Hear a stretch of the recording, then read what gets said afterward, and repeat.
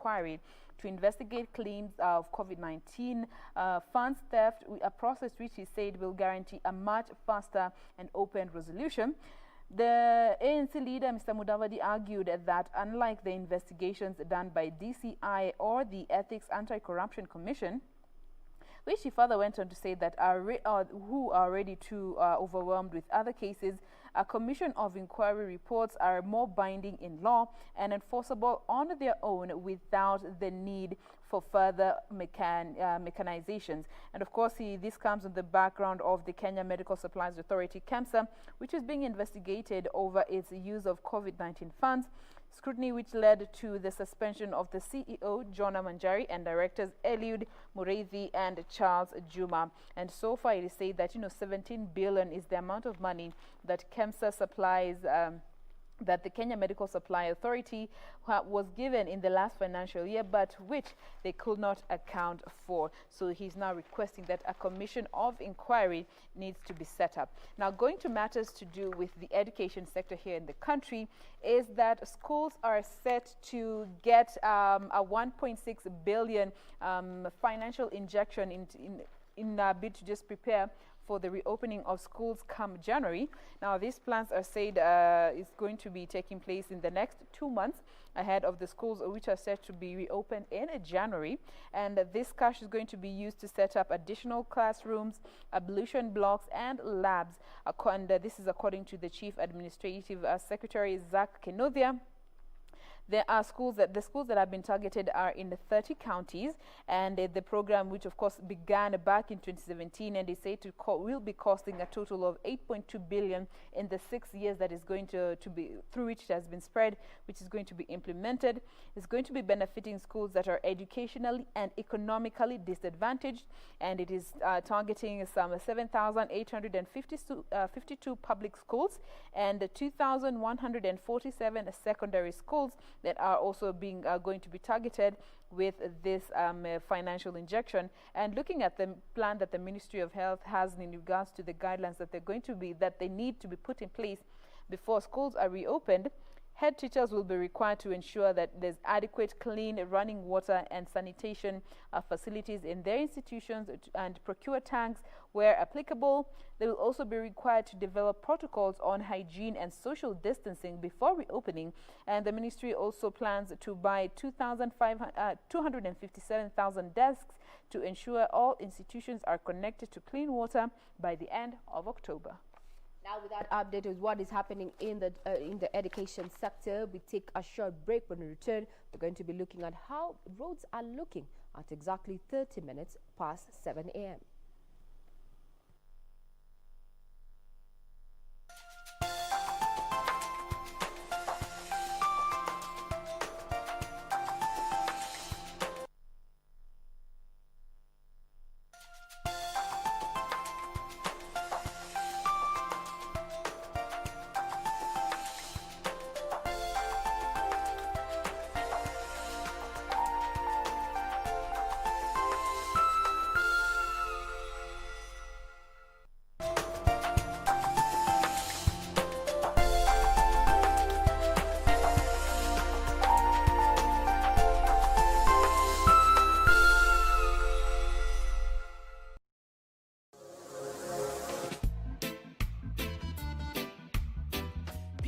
Say all kind of things about you.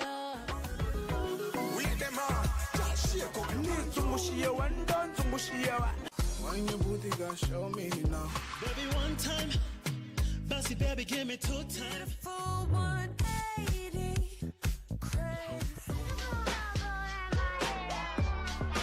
Trago y ella la botella. Let's go. Ha. I needed some with some bop in it. Mamacita, where you at? I've been trying to reach you. Lloro, lloro, lloro, lloro, lloro, lloro. Que te pago, mo, que te pago. Katoto shepu awe, ayawe, ayawe. Pequeña katoto, camini pequeña, pequeña.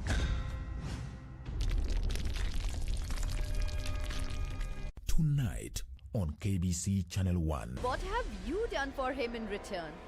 What have you given him?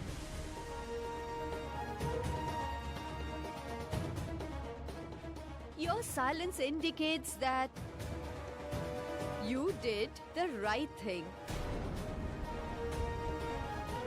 What you did was right.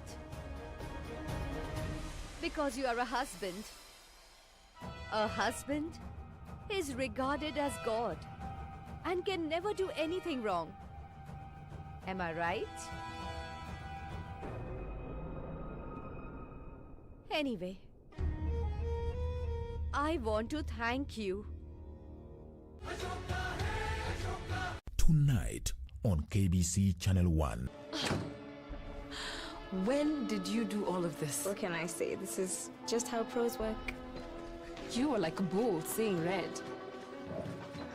Are you ready to face a man who has treated you with nothing but respect?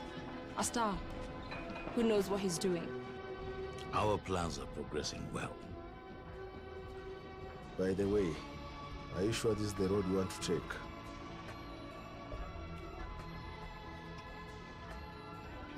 Don't worry about my soul, Douglas. I took the path to hell a long time ago.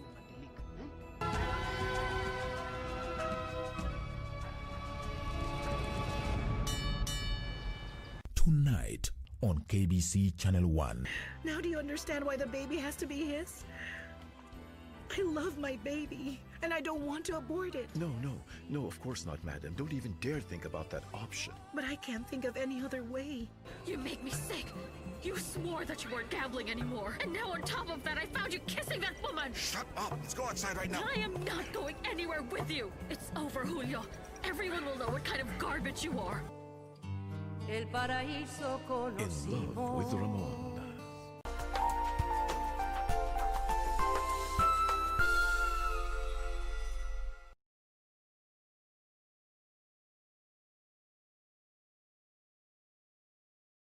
Still on Outer Ring Road, that is what I want us to look at. But before I get to the alternative routes, let's just try and see if something has changed. This in regards to traffic, given the fact that in the first link-up segment, there was barely any heavy traffic gridlock. At least more of what you were spotting was just traffic beginning to slightly build up. But as of now, things have totally changed altogether. And that is why I was mentioning to you, if you are coming from these areas, that is Pipeline, that is coming from Tasia, coming all the way from Feather Estate, as well as also all the way from, this is what, Mombasa Road. That time in the early morning hour, that was just the best time for you to do that, because I can tell you for sure, as of now, things have changed completely. Looking at this area, which is what we were trying to look at in the first link-up segment, where there was no traffic at all. In fact, just slightly beginning to build up. This is next, the Pipeline rail stop. You can remember in the first link, there was barely any traffic, and traffic was just being witnessed on the lane that is heading to the city center. But as of now, things have changed altogether, and now it is moving at a pretty slow pace, an indicator that if you're coming from these areas, then you may just have to make do with this traffic here, because along this route, especially just before you get to the Donholm roundabout, there is no alternative route. So that means you may have to make do with that traffic there. And also, if you're coming from Feather Estate, again, as you branch to Outer Ring Road, heading all the way to the city center, or even all the way to Thika Superhighway, or even if you're planning to branch off from this other roads that branch off from Outer Ring Highway, then you may just have to make do with that traffic again, because around Feather area, traffic is in fact on both lanes. That means the lane that is coming from the estates before you branch to Outer Ring Road, as well as the one that comes from Outer Ring Road as you branch off to heading over to Feather Estate. So that means if you're coming from the estates, going to the city center, or going about your activities this early morning hour, either along Outer Ring Road or some of these roads that branches off from this major highway, then you will have to make do with that traffic. And also, if you're coming from the city center, heading all the way to Feather, then again you will have to make with the traffic as you head over to the estates, because there's traffic actually on both lanes. But again, not so much of a bad news, especially if you're coming from Pipeline heading over to the city center, because again, things have changed. Look at this now. Traffic now moving at a pretty fast pace, and that's why I keep telling you all the time that traffic changes every single minute. In 1 minute, it will be traffic all through, moving at a really slow pace. In another minute, things have totally changed altogether. In the next one, there's barely no traffic at all. So clearly, as of now, if you're coming from those specific areas that I just mentioned, and this is coming from Feather, you'll have to make do the traffic there. But again, if you're coming from Pipeline, at least a reprieve for you there, because the traffic that was being witnessed there, moving at a pretty slow pace, has changed altogether, and at least moving at a clearly fast pace there. But past that area, again, still sticking with the Outer Ring Road, before you get to the Donholm roundabout, again, things have changed. They're just next to Tumaini Supermarket, not moving at all. In fact, it is just at a standstill. And again, I will mention, if you're coming from those areas, you will have to make do the traffic there, because around this specific area, there is no alternative route. But again, this is just for those that are heading over to the city center, because on the other inner lanes, as well as the outer lane that is coming all the way from the city center, or even from Thika Superhighway, there's no traffic at all. In fact, just moving at a really fast pace there. So for those that are coming from Tumaini, coming from Tasia, from Feather, all the way from Mombasa, or just next to that supermarket, you'll have to make do the traffic there, because that is just where the gridlock is being witnessed, and it is at a standstill, not moving at all. And also on this area, what used to on that area where it used to be the Donholm roundabout, again, not moving at all, also just at a standstill. So as I had mentioned to you earlier, that this is also one of those busy roads, and that is why it was very necessary and important at least to reconstruct it and make it an 8-lane road, because the whole idea of that was at least to reduce on the traffic gridlock along this area. And you can clearly see, in as much as what you're witnessing in terms of traffic, so what if it was not reconstructed, to be a whole different story altogether. But again, coming back to traffic, again, just as you branch off to Donholm, also traffic there, and also this is on both lanes, and actually in some parts not moving at all, just at a standstill. In some other areas moving at a pretty slow pace.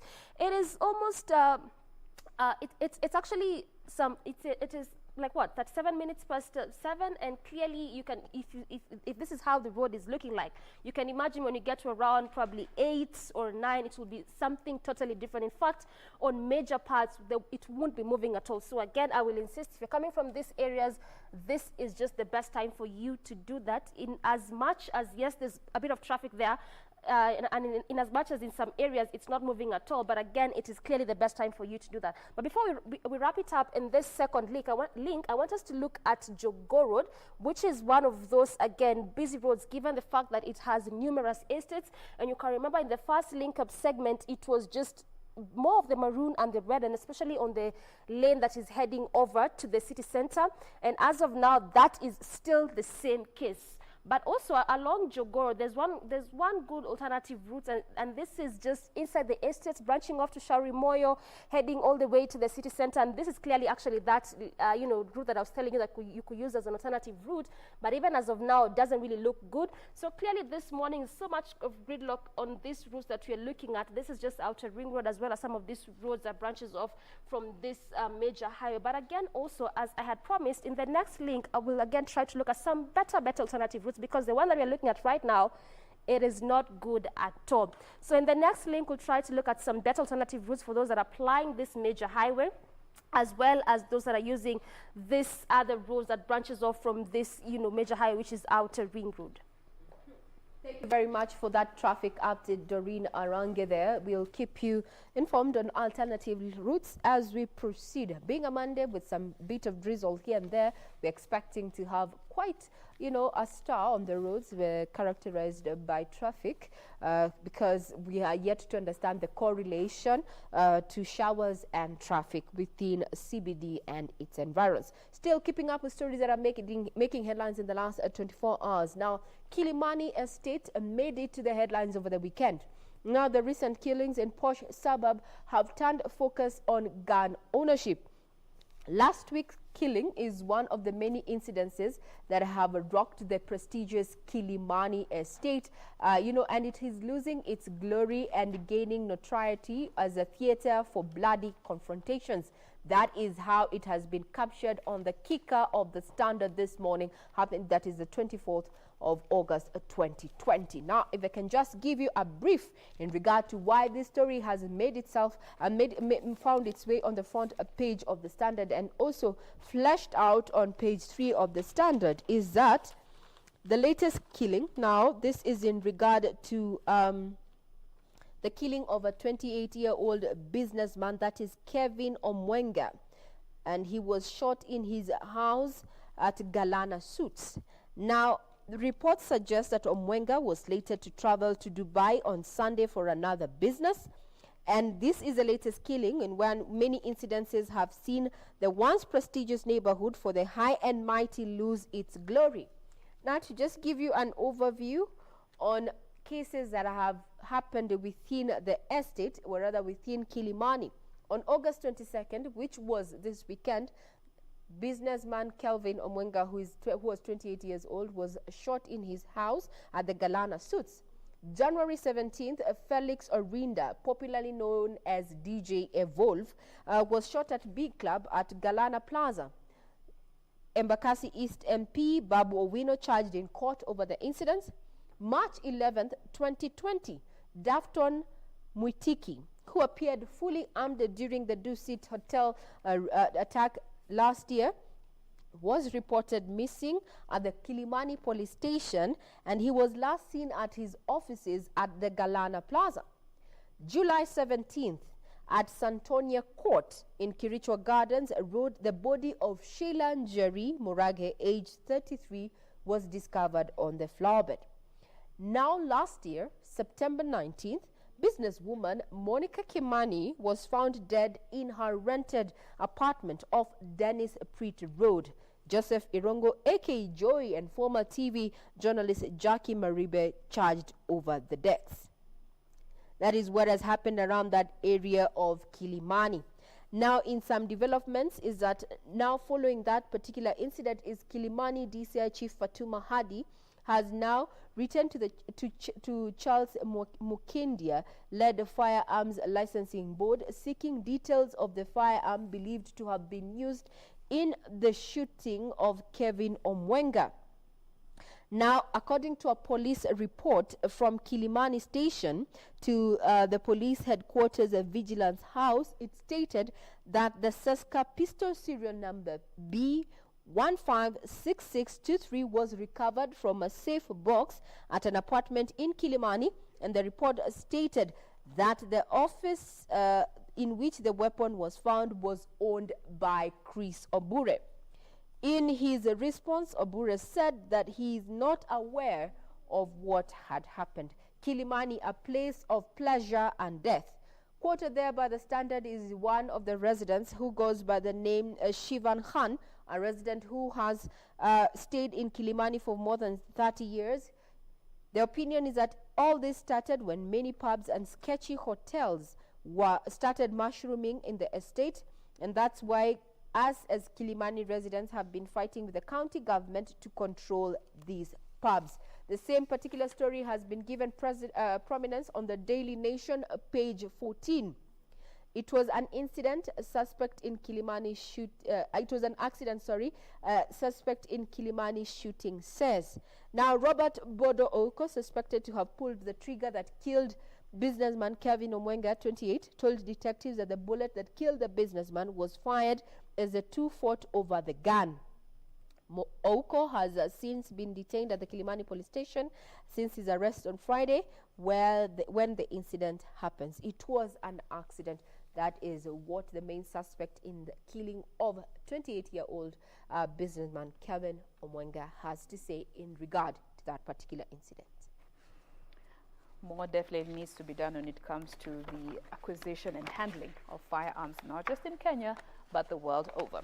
Now, let's move on to the Daily Nation and look at this particular story in regards to summons that were issued by Kinoti, and this is to the KTDA, some of the KTDA officials, as Kinoti digs into cases that were leveled against the officials from other accusers, and the T agency tells the DCI boss saying that he has no jurisdiction to investigate its officials.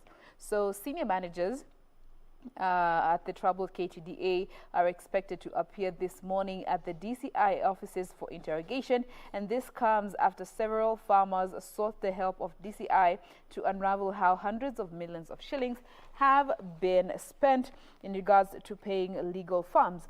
But the KTDA boss, through its lawyers, has told off DCI boss, that is George Kenoti, over the summons, saying that he has no jurisdiction to investigate the agency's officials. Now, he was quoted saying, this is a lawyer James Ochieng Oduo. He was quoted replying to Mr. Kenoti saying, our clients only answer to its shareholders and no other person. Now, over the weekend, Mr. Kenoti sent out summons to the KTD officials led by the CEO, Mr. Leronka Tiampati, asking them to report to the DCI headquarters today by 9 a.m. to assist the detectives who are investigating a case of conspiracy to defraud, which I have reasons to believe that you, now pointing to the CEO, may have information that can assist in my investigations. End of quote. This is what someone read. Now, Mr. Kenoti also asked the KTD officials to submit an audit of its lawsuits and documents relating to its retained lawyers as farmers continue to put pressure on the company. Now, although Mr. Kenoti did, however, proceed to say that failure to comply to the summons will constitute to an offence liable to prosecution, and KTDA seems to be digging for a fight and has asked Mr. Kenoti to either withdraw the summons or they will seek legal redress in their response. Now, this is one story that was on the front page of the Star this morning in regards to matters BBI, just saying that expect this report soon. That is what the ODM leader Raila Odinga is saying. Just continue to say that the former Prime Minister said that the BBI is now on course. Seeking to dispel fears, the initiative might have been thwarted by the 2 months delay as a result of the COVID-19 pandemic. And if you can remember that COVID-19 has really stalled quite a number of projects, also one of them this BBI report. But just saying that the final report by Garissa Senator, that is Yusuf Haji's team, has been ready for the past 2 months. And in Raila's statement, it says that is a strong indication that also the Constitution might be reviewed in line with these recommendations before the 2022 general elections. That could also well mean a referendum to change the governance structure. So what just says that Kenya should expect this report sooner. That yes, it was delayed by the COVID-19 pandemic, but as of now, they should expect it. And just to mention a few of what is on the 9-point agenda include the ethnic antagonism and competition. There's also matters to do with inclusivity, safety and security, amongst the others that are on this 9-point agenda, but still remains that Kenya should expect this report soon. But again, now to another sad story, which was again on the front page of the Star this morning. In regards to a young lady who was found dead in Saudi Arabia. Now the father's agony after this daughter's mysterious death in Saudi Arabia, now just urging the government to come through for him to be able to find out what led to the death of his daughter, saying that a man in El Bagon is now appealing to the government to help airlift the body of his daughter who died in Saudi Arabia in June. Alice Tindo, 30 years, reportedly died in her sleep on June 15th, and now the body was due for a postmortem to establish the cause of death, but that hasn't happened yet, and this is why the father is now calling on the government to just come in and assist. There's also a quote from the father just saying that, I received a call from an agent called Irene who told me that my daughter had died and was taken to the morgue. Until today, I do not know the results of the postmortem or the date when she will be brought back home. That is John Otindo, the father of Alice Otindo, just saying that he does not know the cause of the death of her daughter. He also doesn't know the postmortem report because till date that hasn't been brought forth, and he also doesn't know when the daughter will be brought home, and that is why he is actually appealing and calling on the government to come in and just help him find out more about what caused the death of her daughter in Saudi Arabia. Thank you very much for that. Now we cross over to something close to our house. We've always been talking about issues of TVET and how you need to reward talent. Now, in a new turn of events is that hairdressers, carpenters and mechanics can now earn PhDs. Now, Fine details have emerged on how a saloonist, a carpenter, a mason, or a mechanic will have their work experience evaluated and rewarded through an elaborate plan to nurture talent and spur economic growth. This came after it emerged after Kenyans who work in informal and formal as well as non-formal geocali sectors gain solid knowledge, skills, and expertise attributed through practice but are never recognized. Now this means that Kenyans with such acquired skills, even without the proper education backgrounds, will be able to approach a relevant training college or qualifications awarding institute, QAIs, in Kenya and apply for recognition of their skills that would then lead to the highest level of education and skilling. Targeted under the program are people who wish to acquire qualification, upskill to get a higher qualification, or migrate to a different job or increase productivity in their self-employment.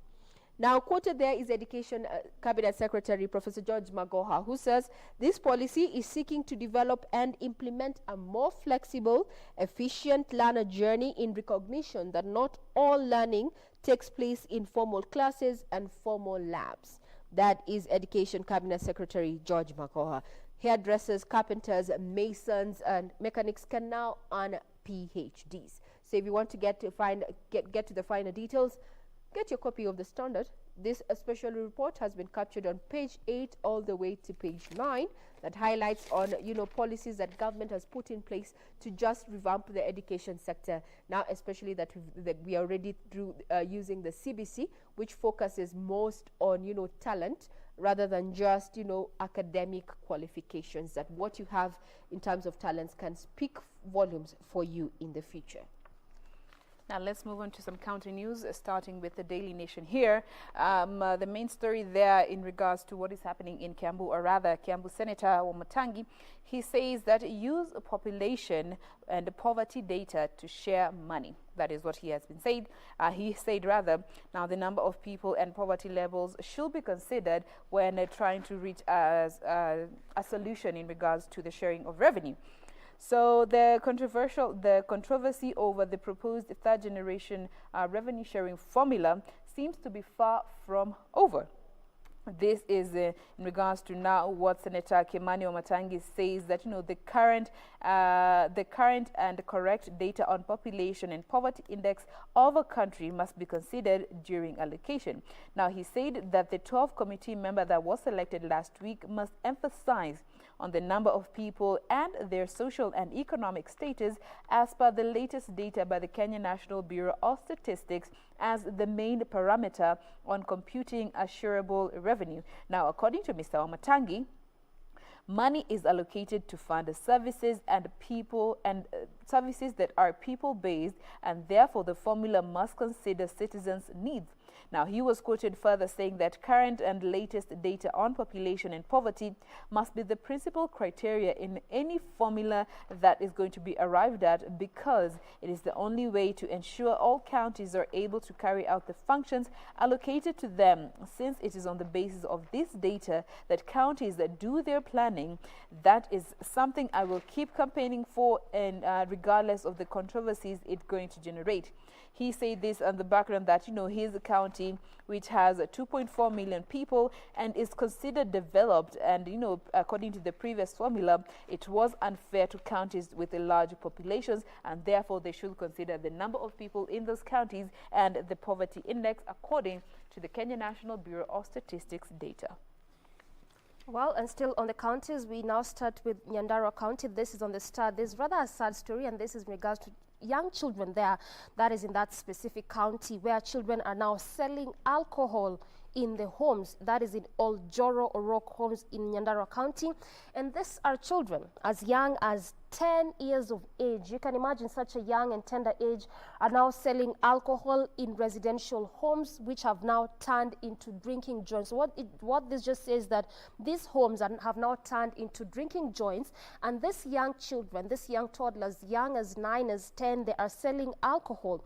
Just continuing to say, that they are also sent to, not just selling them in the homes, but also sent to hawk this alcohol in the township and environs, and also get stock from suppliers at Nyahururu. At Ngano, alcohol is sold from as early as 6 a.m. and goes way past midnight despite the curfew hour. So this just again just shows that again they're also defying the the COVID-19 protocols of which is of the curfew hours, because they start selling the alcohol from 6 and it goes all the way past midnight.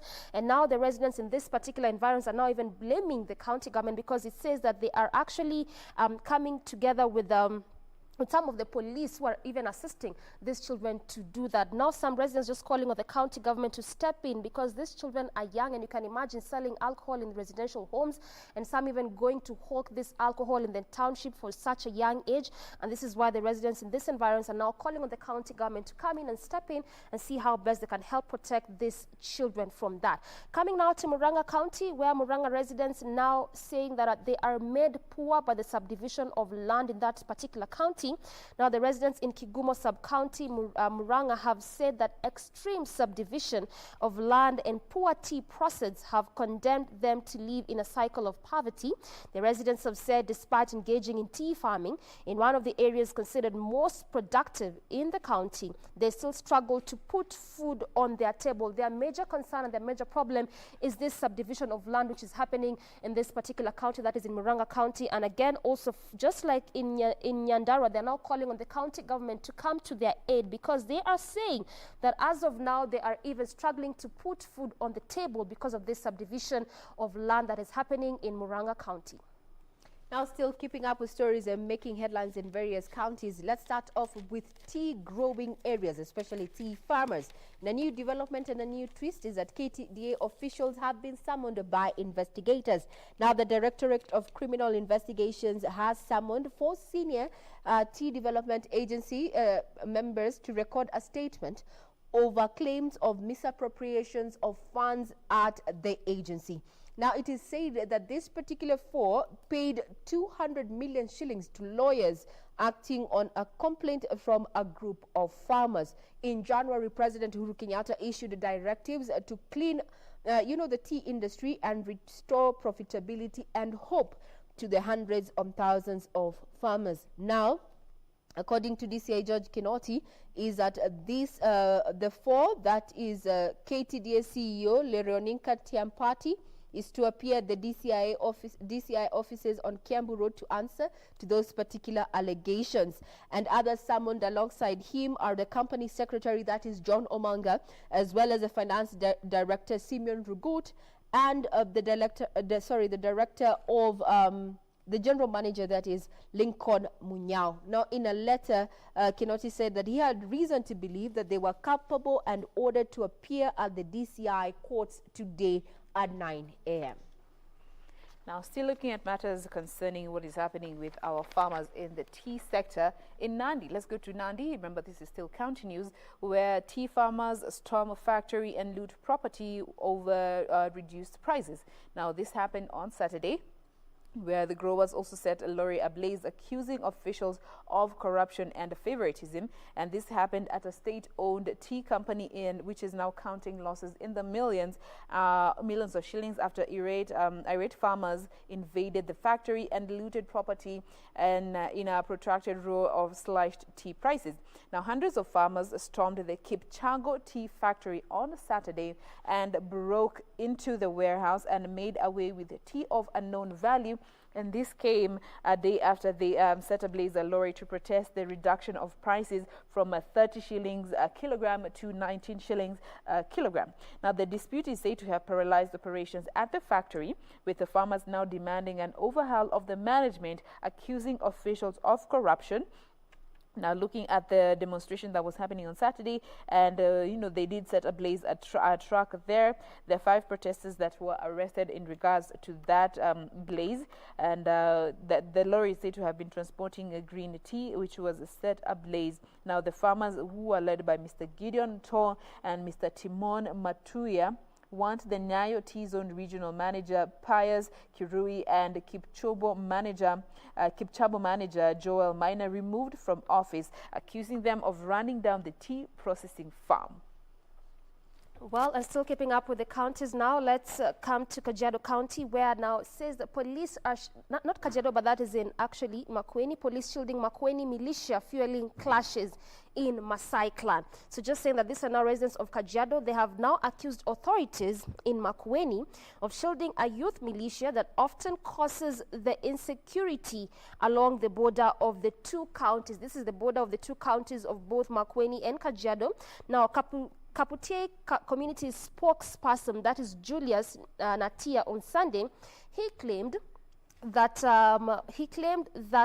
more than 100 youths nicknamed Jeshi Landolo have now been terrorizing residents of Olorieni area, and now calling again on this two county government to see how best they can solve these clashes, because he says that they have been terrorizing residents of that specific area, causing a bit of a clash at the borders of these two counties.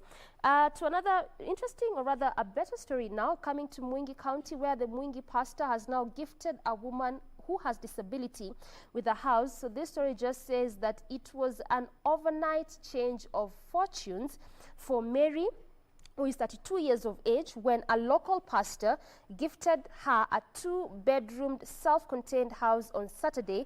Mary, who has a disability, lived in a small house measuring 6 by 4 feet in the area in Mumoni sub-county.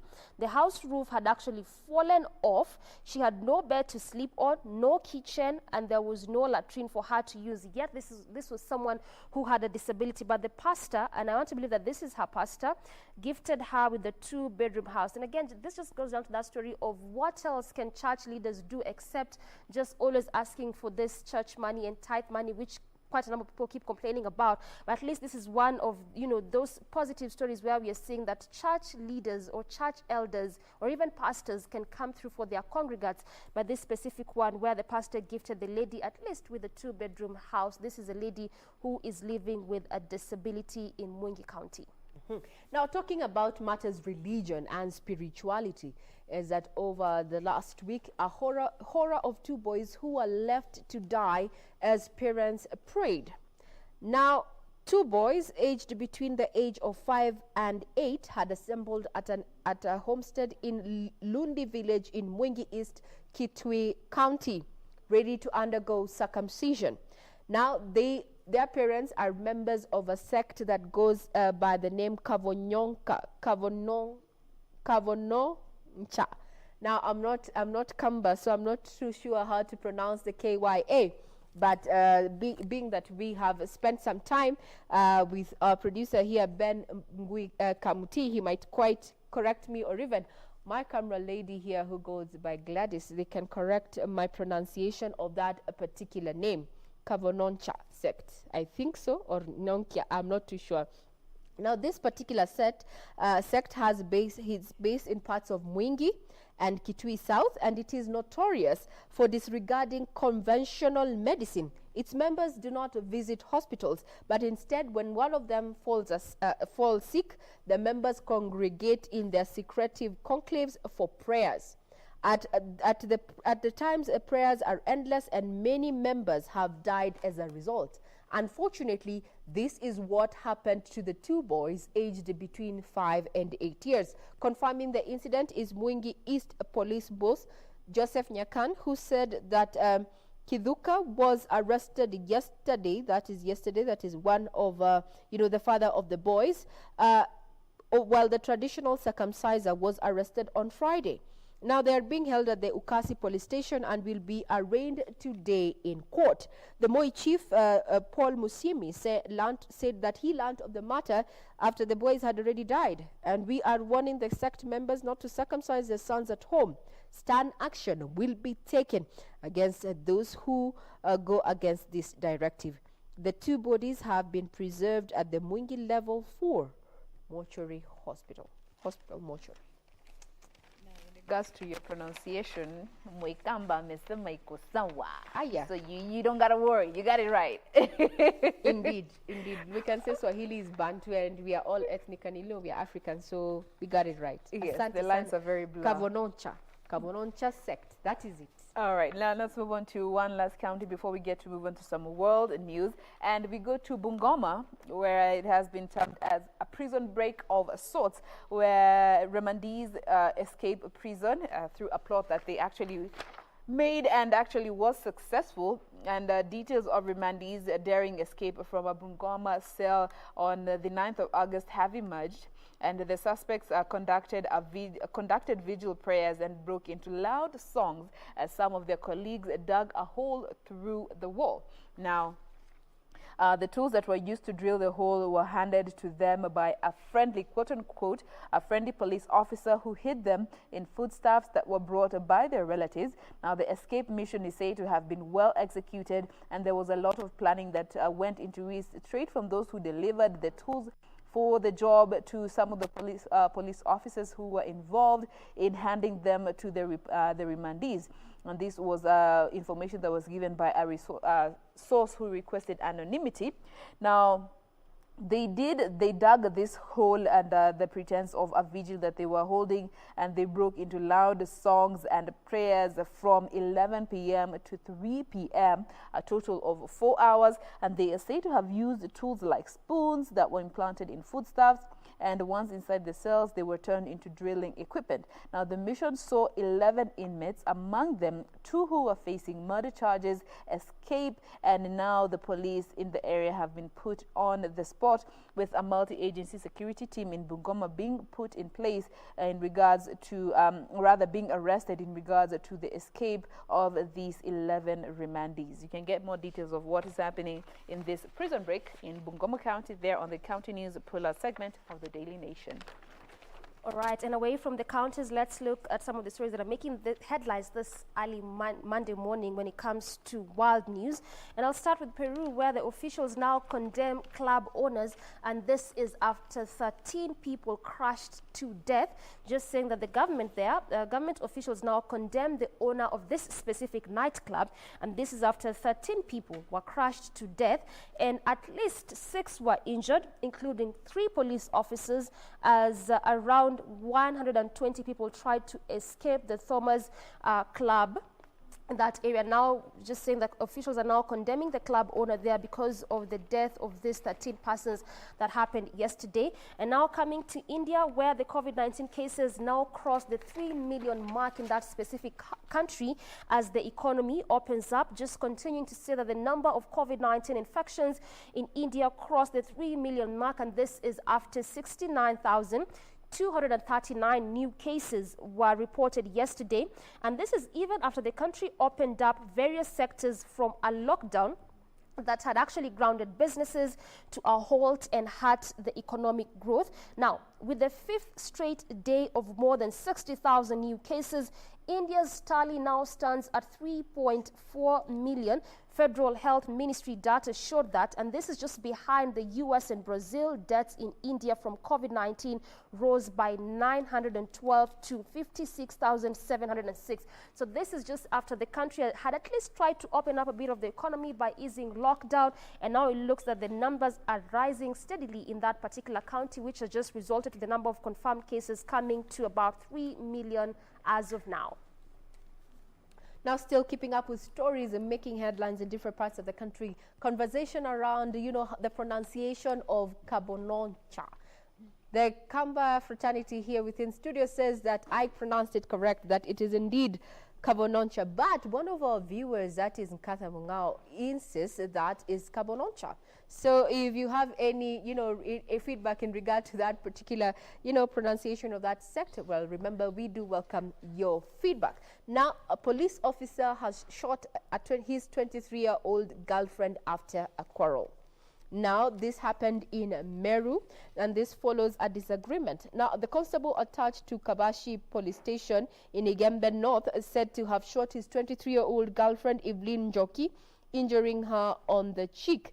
Now, according to Igembe North Police boss Apollo Abunya, the officer fired 9 bullets during the 9:30 p.m. incident on Saturday at the police canteen within Lare police station.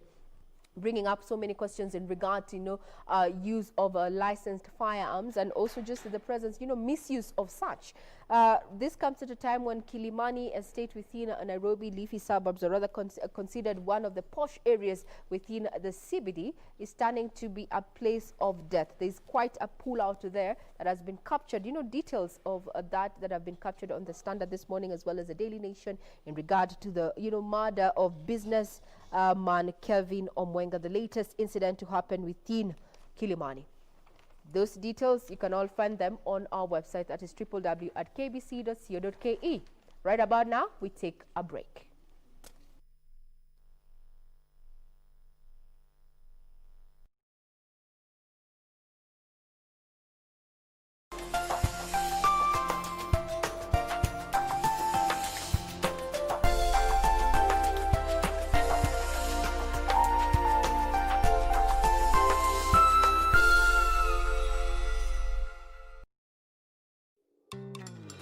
Ngimache gas kabwatutikuk, ngimache iyat muguleldang'ung, ngimache imong'ugei, nyangebe kiputinai. Laleyo, kimi kibagenge, Kitwek FM kikosin, Kitwek FM kikosin, Kitwek FM kikosin. 98.0 Kitwek FM kikosin.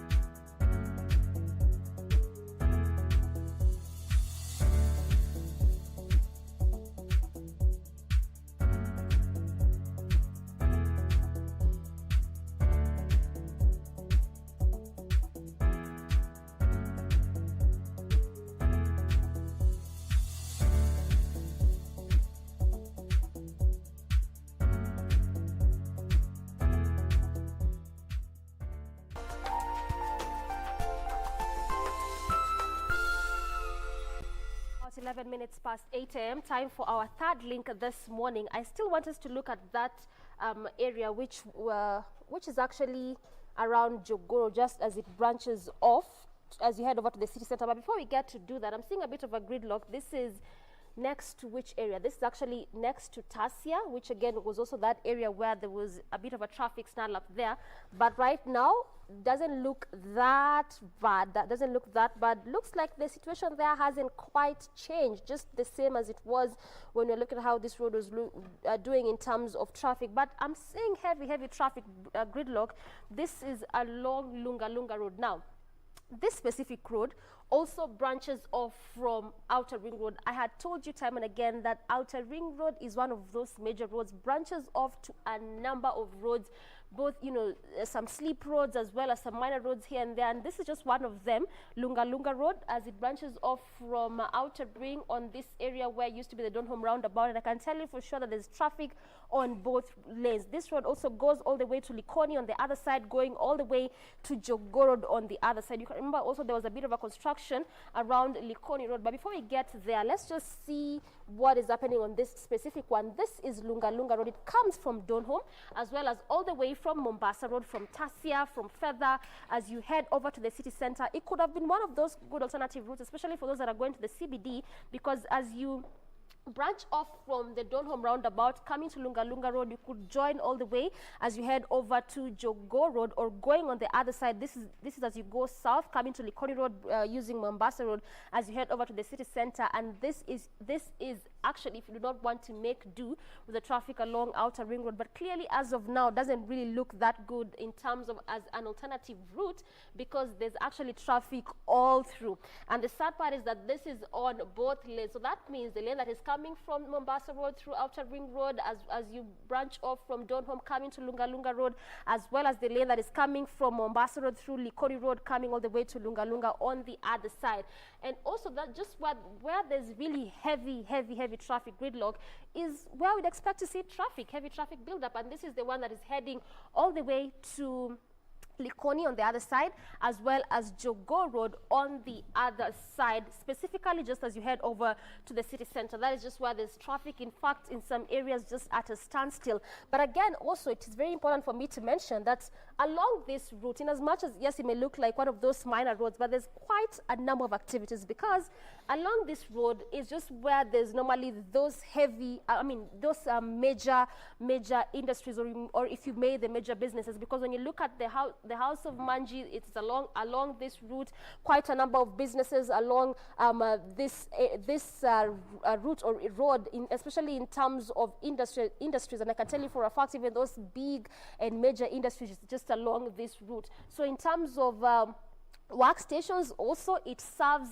as an area where there's where many people report for work in this early morning hour. So clearly also that could be the reason as to why there's what you're seeing this morning in terms of traffic. So yes, in as much as it's one of those minor roads, because it's just quite a small stretch actually coming from Donholm roundabout before you get to Likoni on the other side. So clearly just a small stretch, but you can see from what you're spotting this morning in terms of traffic, heavy traffic gridlock, and this is on both lanes. And just as I had mentioned, is because it serves as an area where there's a number of industries in it, if I may actually say numerous industries. So ultimately what that means is that it serves as an area where it is a workstation for a good number of Kenyans. But away from that route, still coming up to matters of traffic, before I get to Likoni Road on the other side, let's just see how Jogoo Road is doing in terms of traffic. Remember, in the early morning hour, it was gridlock actually throughout the entire road. In fact, in some places it was just at a standstill, but as of now things have again changed. And as I had mentioned to you, that traffic changes every single minute,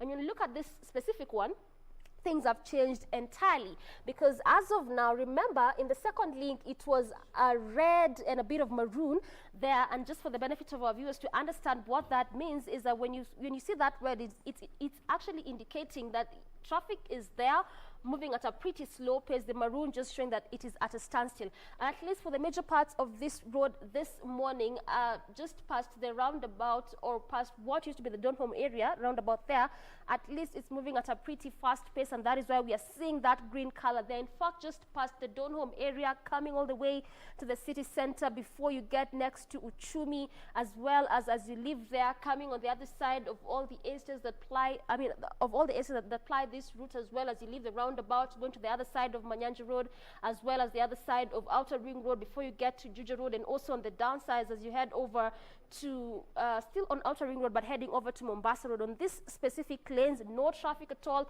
moving at a really fast pace, and that is why we are seeing that green color there. But before I get deeper into Jogoo Road, again, something has just changed right now. Look at this. This is just, again, past the Donholm roundabout, and traffic has begun to slightly build up there. And again, this is just specifically on the lane that is heading over to the city center as you use Jogoo Road. So also it means that if you're coming from Jogoo Road and all these estates that are along this route, because there's quite a number of them, quite a number of estates along Jogoo Road, then at least it's not so bad for you, quite of a reprieve for you. And also if you're coming from Jacaranda, as well as coming from Manyanja, as you head over to the city center, also a bit of a reprieve for you. You may just have to make do with the traffic around the Uchumi area, just slightly past there. But also this is just traffic specifically on that lane that is heading over to the city center. On the other one, that means if you're coming from the roundabout, this is the City Stadia roundabout, as well as if you're coming from Likoni Road using this roundabout, heading all the way to Jogoo Road to Outer Ring Road, it is a smooth sailing for you, no traffic at all. But also, if I may just mention that around this area, which is the Uchumi supermarket, where you're seeing that cocktail of colors there from red to a bit of maroon and orange, it is also an area which is a bus terminus. And again, this is why we are seeing that traffic there. It is also very important for me to mention that the reason as to why there's traffic on on different roads, the reasons are actually different. In some other roads, it's because, you know, the kind of estates there. In some other roads, it's industries. In some other areas, it's just, you know, the bus terminus area. Like specifically around this area, it is a bus terminus, and that is why there's that gridlock there. And also, just looking at the kind of businesses along this route. So this morning, especially for those that are applying Outer Ring Road, branching off to Jogo Road, I can tell you for sure that you may just have to make do with that traffic there, because then also past Uchumi, next to City Stadia, it is actually at a standstill, and this is that roundabout that leads you all the way to the city center. So clearly there is no alternative route. So that means you will just have to make do with that traffic there. So that's that this morning. Our focus just being on what has been happening along Outer Ring Road, as well as this roads that branches off from this specific highway, which among them includes Jogo Road, as well as just what we've looked at, that is Lunga Lunga Road. So that's that this hour in terms of traffic. All right, thank you so much, Dee. We will be back with you in not too long to let us know how the things are looking on the roads at the top of the hour. Remember, the hashtag is still Good Morning Kenya Pale Twitter. We welcome you to use it. Let us know where you are watching us from. You can feel free to share with us your thoughts in regards to the discussions that we are about to embark on using the hashtag Good Morning Kenya. Remember to tag our official station handle at KBC Channel 1 News. My handle is the Jane Wamboy across all social media platforms, and also on Facebook, our page is KBC Channel 1 TV. So right now we want to get into our first discussion for the day. This is on our Family Check segment, and today we're going to be having a conversation around invisible disabilities, and more specifically looking at the deaf in the population. Now, when it comes to communication with the deaf and those with hearing impairment, one may never really understand the challenge until you are in that situation. And that is when you come to realize, you know, how communication has been a big barrier when it comes to just a passing of information that revolves around development and issues to do with policies between the hearing and the deaf. But how then can we bridge this gap and just make sure that no one is left behind when it comes to issues to do with development and the implementation of policies and the whole issue surrounding representation? That is a conversation that we want to have right now. And to help us with this discussion, we have in studio with us this morning Anne Gloria, who is the founder of a Deaf Outreach Program, abbreviated or better known as DeafOp. Karibu sana, Anne. Thank you very much. Thank you for being with us this morning. Maybe you could give us your social media handles so that our viewers can also interact with you on the socials. Our website is www.deafopkenya.org, our Facebook at Deaf Outreach, Twitter Deaf Outreach, and you can also download our app on Play Store, SRA Child Sign Language, or you still can search under the name DeafOp. All right, so just if you might not remember those handles, just look for DeafOp. You will be able to get them on all the various social platforms that they are on. Now, we'll also be joined by a sign language interpreter, that is Oscar Mwangi, who will be joining us in a bit. But before we get to that, let's get to understand what DeafOp is all about. So, DeafOp, it is a non-governmental organization, yes? Yes, sure. Maybe you could take us a bit towards the background towards, you know, establishing this organization and how long it has been in operation. Deaf Outreach Program, as you just said rightly, it's a non-governmental organization. We got registered in 2011 and began our operation in 2013. That means we have roughly been operating for 7 years.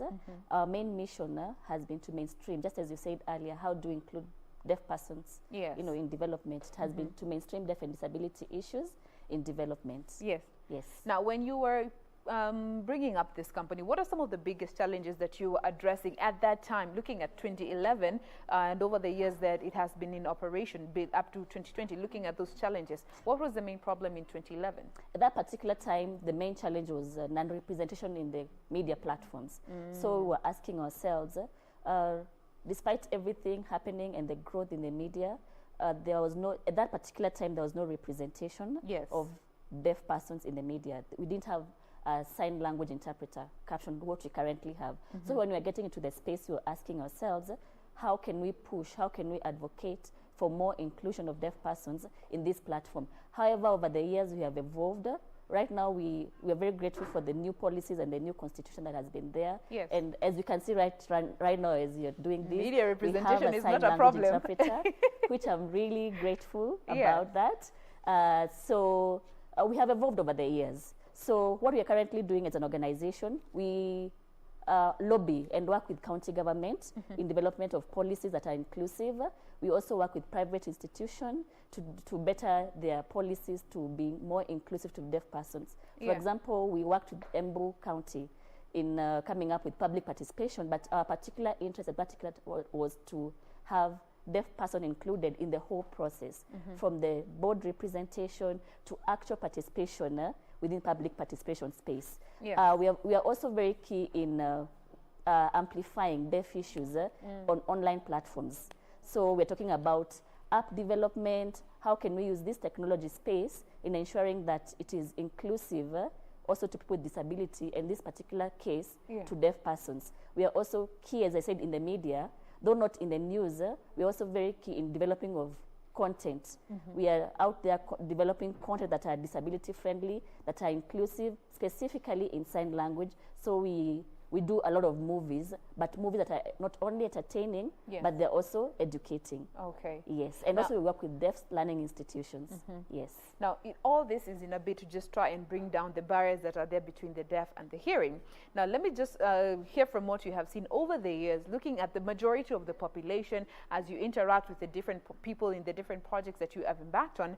What are some of the biggest misconceptions have you come across when it comes to persons who have hearing impairment? First of all, the thinking that deaf persons, you know, the element of they are disabled.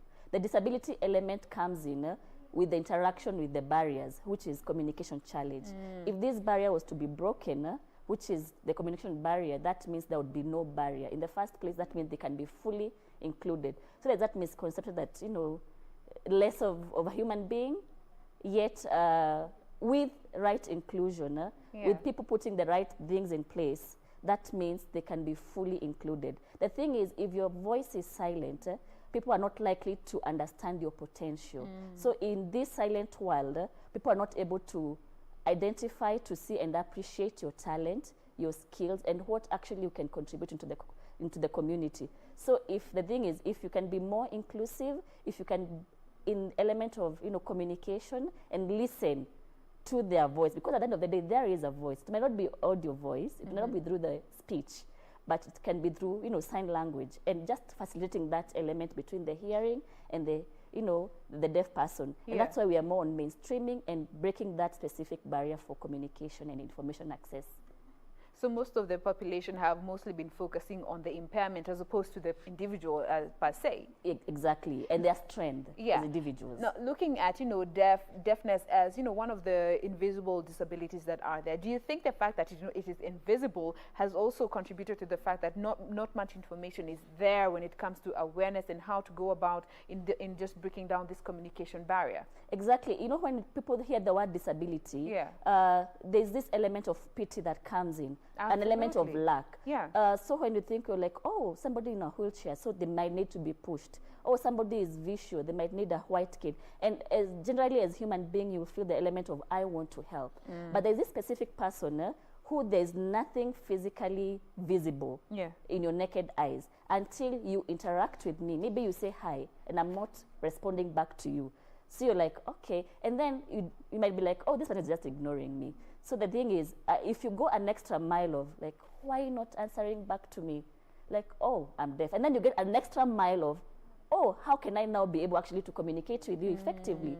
So it's just that specific, but that is not visible. And there's no this, you know, visual represent, you know, element of, like, you can actually see exactly. Yes. And I think that is where we are all, the whole aspect of ignorance comes in, and we just try to hide behind this veil of ignorance. Now, looking at over what you guys have been experiencing over the years in trying just to bridge this gap, from where you sit, what do you think needs to be done to just make sure that we are able to, in as much as we can, to bridge that gap right now instantaneously, but efforts that can be put towards bridging this gap when it comes to the communication barrier between the hearing and the deaf? First is a holistic approach. As government, first you need to get the right number of, you know, the deaf persons in Kenya. There has been these varying numbers. Per the statistics, it says around 300 and something thousand, but as per other data, we talk about, you know, 800,000. So more research to identify the actual number of deaf persons in the country. Number two, even the cause of deafness in the country. If we get to know, is it genetic? Is it out of something that can be actually, you know, be prevented. So as a government, they need to be, to look more into that. Thirdly, we need to invest more into education, deaf education.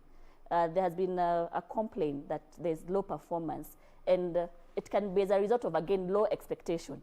You're like, okay, we don't expect a lot of high performance and all that. We need to have the right expectation and invest more into deaf education in terms of quality, access and quality education specifically. We also need to be more inclusive in everything that we do. Yes. I'm glad that every day we are developing in the name, in terms of information access. We are developing every day. We didn't have, we had zero representation at all. Nowadays, you can see that is, developing. We have the news, we have the breaking news, but you can also include more program, because at the end of the day, we learn and we interact daily. It's not that a single 1 hour of the day or 3 hours of the day. We have, like, all of us, we have the 24 hours. How can we be more inclusive in these 24 hours? As county government, when you're doing our budgeting, how much do we allocate to disability? And specifically, we just have this lump sum. We have this specific budget for people with disability. Question is, in this lump sum, amount, how much have you set aside for deaf persons? Particularly. Exactly, okay. Yes. Now, you have mentioned the whole issue to do with data and how it will go a long way to just making sure that, the proper assistance is given to these persons who are in need. But now comes in the question of getting to those who are actually in need down in the grassroots, because you find that those who are known may be aware of how they can get this assistance. But what of the population who are not in the loop when it comes to information on the different institutions and organizations that are put in place to assist them? How then can they be included? We have a government parastatal, that is National Council of Persons with Disability. They are more in charge of identification and mobilization and registration. Yes. Because if you're not registered, if your data is not in the system, that means you do not exist. But the question is, how do they do their work? How can you partner with the local institution on the ground? Okay. We have local institution on the ground whom you can partner with because they're more in touch. How can you work with local sub-areas? How can you work with local chiefs? How can you work with local churches? How, again, do you reach parents? How do you educate parents of these children to be able to know there are these platforms that my child needs to be linked into? How do I relay the information? For example, recently there was some money being given out to, due to COVID, to people with disability. But the question is, how was it relayed out there?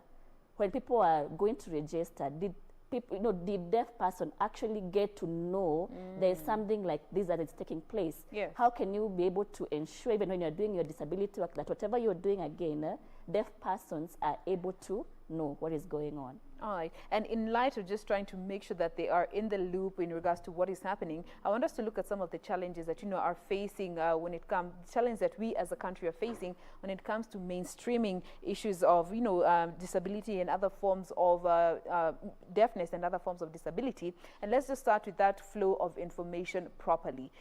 Looking at the county governments, what role do you think they can play to just make sure when it comes to getting information out at the grassroots where, there aren't, it doesn't have to use, forms of media, but the local population to get information to the people? How can that be implemented or rather refined to make sure that the deaf are also included? That takes me back when we were developing the Public Participation Act of Embu County with the county government. Normally what happens as per the constitution is you're supposed to make sure that your constituent gets to know that there's these things that are taking place. So people end up using platforms like newspaper. Question is, how many deaf people are able to, access newspaper or even comprehend the language in the newspaper? Yeah. That is one. Again, people use local radios, which, we have a lot of platforms out there in form of radio. But the question is, as deaf persons, that is, audio, that is sound. Yeah. Deaf person cannot really link and get it when you're using radio. And then we have the television. When you're doing the television, you just do an audio advert again. Again, you've discriminated the deaf person. But again, county government have got structures. They have ministries. Maybe some of them, they give them different names. Some of them use, Ministry of Gender within the county. How can this specific Department of Gender in their planning ensure that they're inclusive to deaf person, and they're making other institutions and other ministries within the county are mainstreaming whatever they are doing. Because if as a structure, as an institution, let's say in this specific part, let's use gender as a department. So this gender department is supposed to work with other ministries within the county to ensure that whatever they are doing is actually reaching deaf persons. We can use platforms, you know, we have a website. How can you make that specific website accessible? The thing is, when it comes to mainstreaming, it's going the extra mile and wanting to include that person who might not necessarily be or might not be the larger population in your work. All right. Now, let's just look at another issue when it comes to the challenges when it comes to mainstreaming deafness and other forms of disability. And let's look at education. And especially now during this COVID time where, you know, so many children, schools have been closed and education has been taken to the online platform. What are some of the problems that have been when it comes to delivery of education to include persons with deafness? And of course, what can be done to just ease this burden? That saddens me. One, how the schools were closed. It was abrupt. Yes. While our children really briefed why the schools are being closed and what they should expect. Yeah. That is one question. Two, now that they're at home and a lot of things are taking place, are they even aware of what is taking place and why it's taking place? Why are people wearing masks and all this? Three, the government is moving towards, you know, online platform, using the platform, the government, you know, training, EduTV. Question is, what is being delivered there? It's again being done by regular teachers using audio. And the few times that they are using an interpreter, it's different to interpret teaching. You know, it's different to interpret and actually deliver into sign language. That's something that parents are really, complaining that you can't really interpret a lesson. You need to teach that lesson that may not necessarily, you know, go hand in hand with interpretation. Can we have it delivered fully in sign language for deaf person? Number three, I think this week the government is rolling out community-based learning, where they're asking teachers within the community to train and to teach like 15, you know, safely 15 students. Question is, those teachers within those community areas, whom are they likely to teach? Is it possible for you to have a class of hearing and deaf person at the same time? That specific teacher themselves, do they know sign language? You know, are they teachers in a deaf school? So that means deaf children are not able to access even this community-based learning that the government is rolling out this week. Yeah. Number four, we have like a lot of platforms, online platforms and all that. But again, this online platform, our deaf children are not able to access. Number one, do they have these digital infrastructure? Do they have the laptops? Do they have the data bundles? Do they even have those phones? Do they even know? The parents, again, we're like telling the parents this time around, it's time that as a parent, you get involved in your, in your child education. Question is, does this parent themselves know sign language? And it's a sad, situation that parents do not know sign language. So again, they cannot even help their children through in revision. And which revision? They didn't even have books to carry even home. So we are having a process from March, likely to go to, January, of no learning. Don't forget, deaf education in Kenya has been lagging behind. Absolutely. Performance has been very poor. Yeah. So now what happens if you get from March to January of no learning? That means you have totally regressed and gone back altogether. That means it might likely to be worse. And something that the government needs to ask itself, the Ministry of Education needs to ask itself. I really don't know, honestly. It's just a whole messy situation. It's a messy situation, it's a sad situation. And looking at how we can just try to help make the situation better, given we are embarking on this community learning program, do you think our teachers need to go through sign language training to just make sure that, especially now that we are having this community-based learning, because you're going to be teaching in the area that you are located, and you might find a deaf pupil there. Do you think all teachers need to have some form of sign language training? Yes, not as all a requirement. Teachers. Yes, actually sign language as a should requirement. Be a language that is taught even not just by teachers, but to regular school. Because if sign language was taught to all school, that means you, in your delivery of work wherever you are, you'd be able to be inclusive to a deaf person. Yes. If teachers, now you're talking about teachers, if all teachers were taught sign language, that means they would be able to deliver into deaf children. Yes. But at the same time, let's be realistic. We say no that there's this challenge and teachers need to learn sign language. The duration of learning, understanding, it's not something that you just learn within a week or within a day and then you go and deliver. So really the practicality of it, it's a little bit challenging and needs to be looked at. But yes, I wish that we know that we're seeing this big challenge. It's time that we need to reconsider. The government, the Minister of Education, need to reconsider. Do we introduce sign language into the curriculum regular school? Because don't forget, sign language is a language that is within the Constitution. Yeah. It's our third language as a country. We have English, Kiswahili, and sign language. So can we think of now having sign language as one of the course and subject within the normal learning? And it will help bring down this communication barrier straight from schools, so that by the time the young pupils are getting out there, they already know how to communicate regardless of whether you are deaf or hearing. All right. Now let's look at issues to do with political goodwill. And I want a very honest feedback from you. Do you think there is that political goodwill from the national government, the county governments, our representatives, when it comes to just fighting and championing for the deaf and other people with other forms of disabilities? That's a very tricky question that I might not really answer yes or no. Reason being, right now it looks like there is no that political goodwill. But question is, are they even aware of the challenges that exist? Number two, if they are aware, do they know how to go about, how to bridge this gap? Fine, there's this problem. Are they willing to work with the deaf persons, with the deaf organizations out there? We have a whole body for deaf persons in the country. Are they willing to partner with such bodies to, okay, there is this challenge, how can we work with this challenge to solve this problem? So the will, it's a tricky thing to say yes, but we have been seeing some effort, but there is more to be done. There is really more to be done that is not yet done. All right. Yes. Now, another issue is when it comes to representation. There's always been this conversation, we are not properly represented. Women have been at the forefront saying, you cannot have a man represent the needs of women. Now, bringing the situation to persons with hearing impairment. Do you feel representation is adequate to just get the issues out there and get the necessary assistance that will be relevant to the problems on ground? A big no. A big no. If you look at the representation out there, the thing is that we have been doing wrong. It's taking disability as a disability.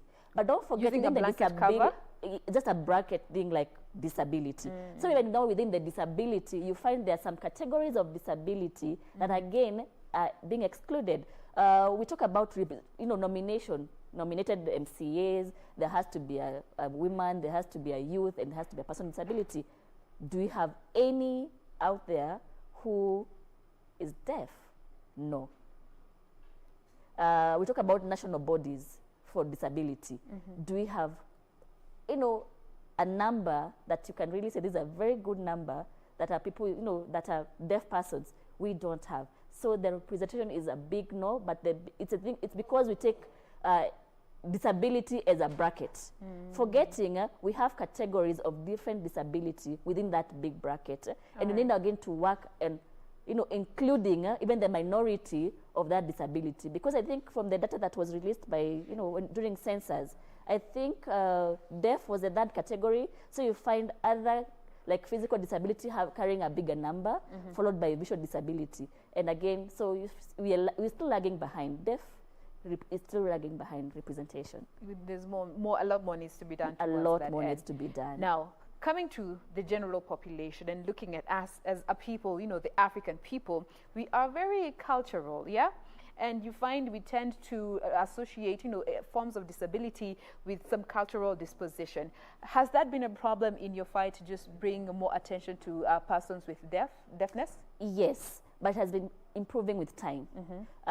We are coming from an era where people used to link disability with witchcraft. Imagine. With curses. So people used to hide and didn't know really what to do.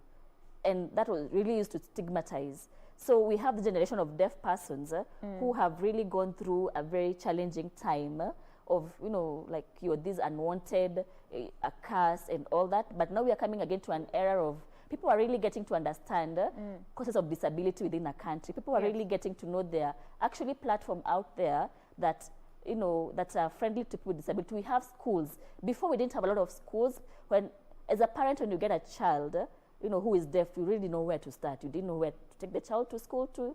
They wouldn't fit in the normal regular school. But with time, things are improving. The cultural element, you know, the whole belief that, you know, it's witchcraft, it's curses, it's improving. But we still have some communities in the country who are still struggling with this issue.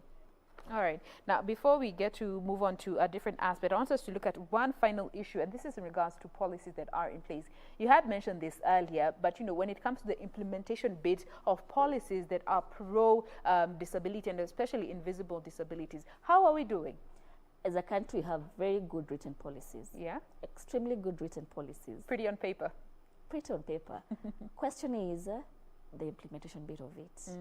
And as much as you want to do more policies, more policies out there, let's first also work on implementing what is existing. Let's work on what is existing, and if that existing becomes a reality, it will really be a good reality. Yes.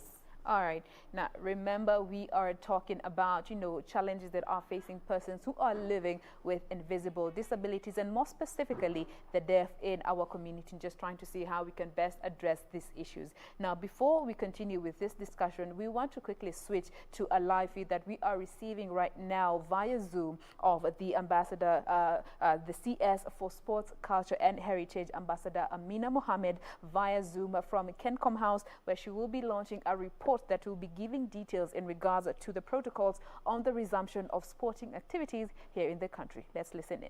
Games in Tokyo, initially scheduled for July and August 2020, were postponed to the year 2021.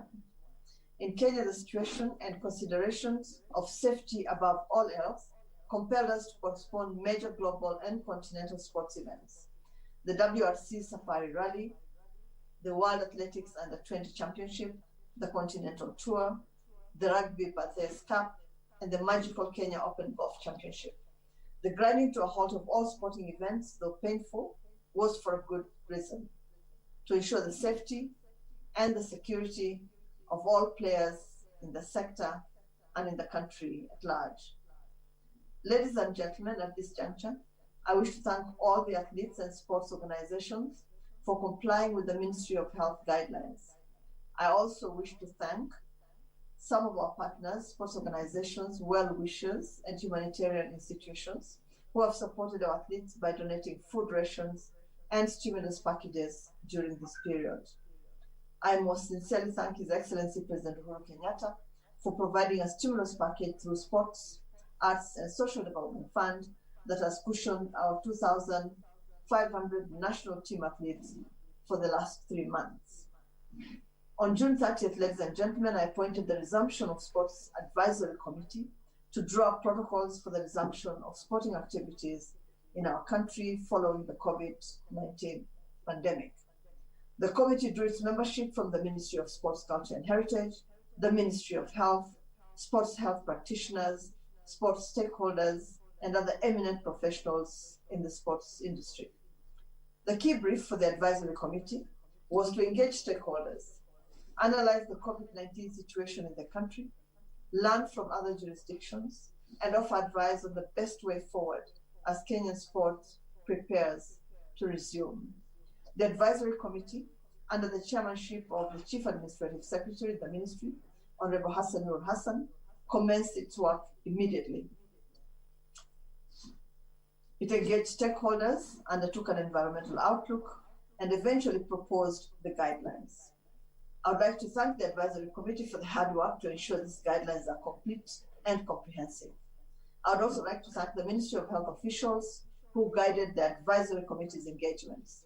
the guidelines that are ready to be shared with stakeholders across the country for feedback.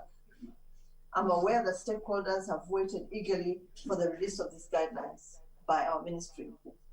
Due to the nature of the pandemic, it was imperative to take a delicate, diligent process to satisfy Ministry of Health and World Health Organization directives on the same, including on public participation.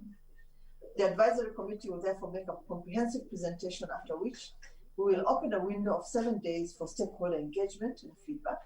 The guidelines will also be available on the Ministry of Sports, Culture and Heritage website. They will also be shared officially with all sports organizations. In view of this, I invite all of you to review the STEM and share your feedback via email at cabinetsecretarysports@gmail.com. I hope that we'll be able to complete this exercise as quickly as possible and roll out then a sports calendar. I want to thank you very much for your attention. May God bless you, bless our country, and I'll hand over to the Principal Secretary to continue with this meeting. And I thank you very much.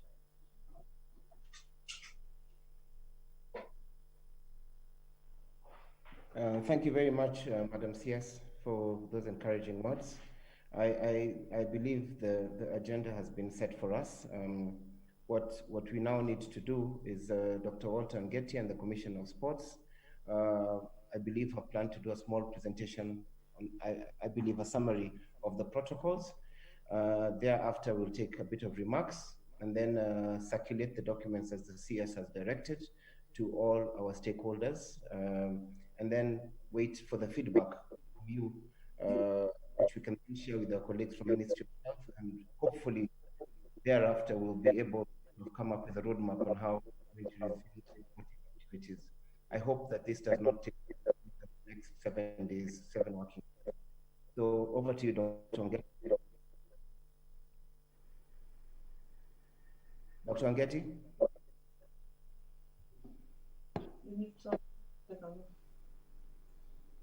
Thank you so much, yes, indeed. Thank you so much, Waziri, for those remarks and setting the stage for the presentation.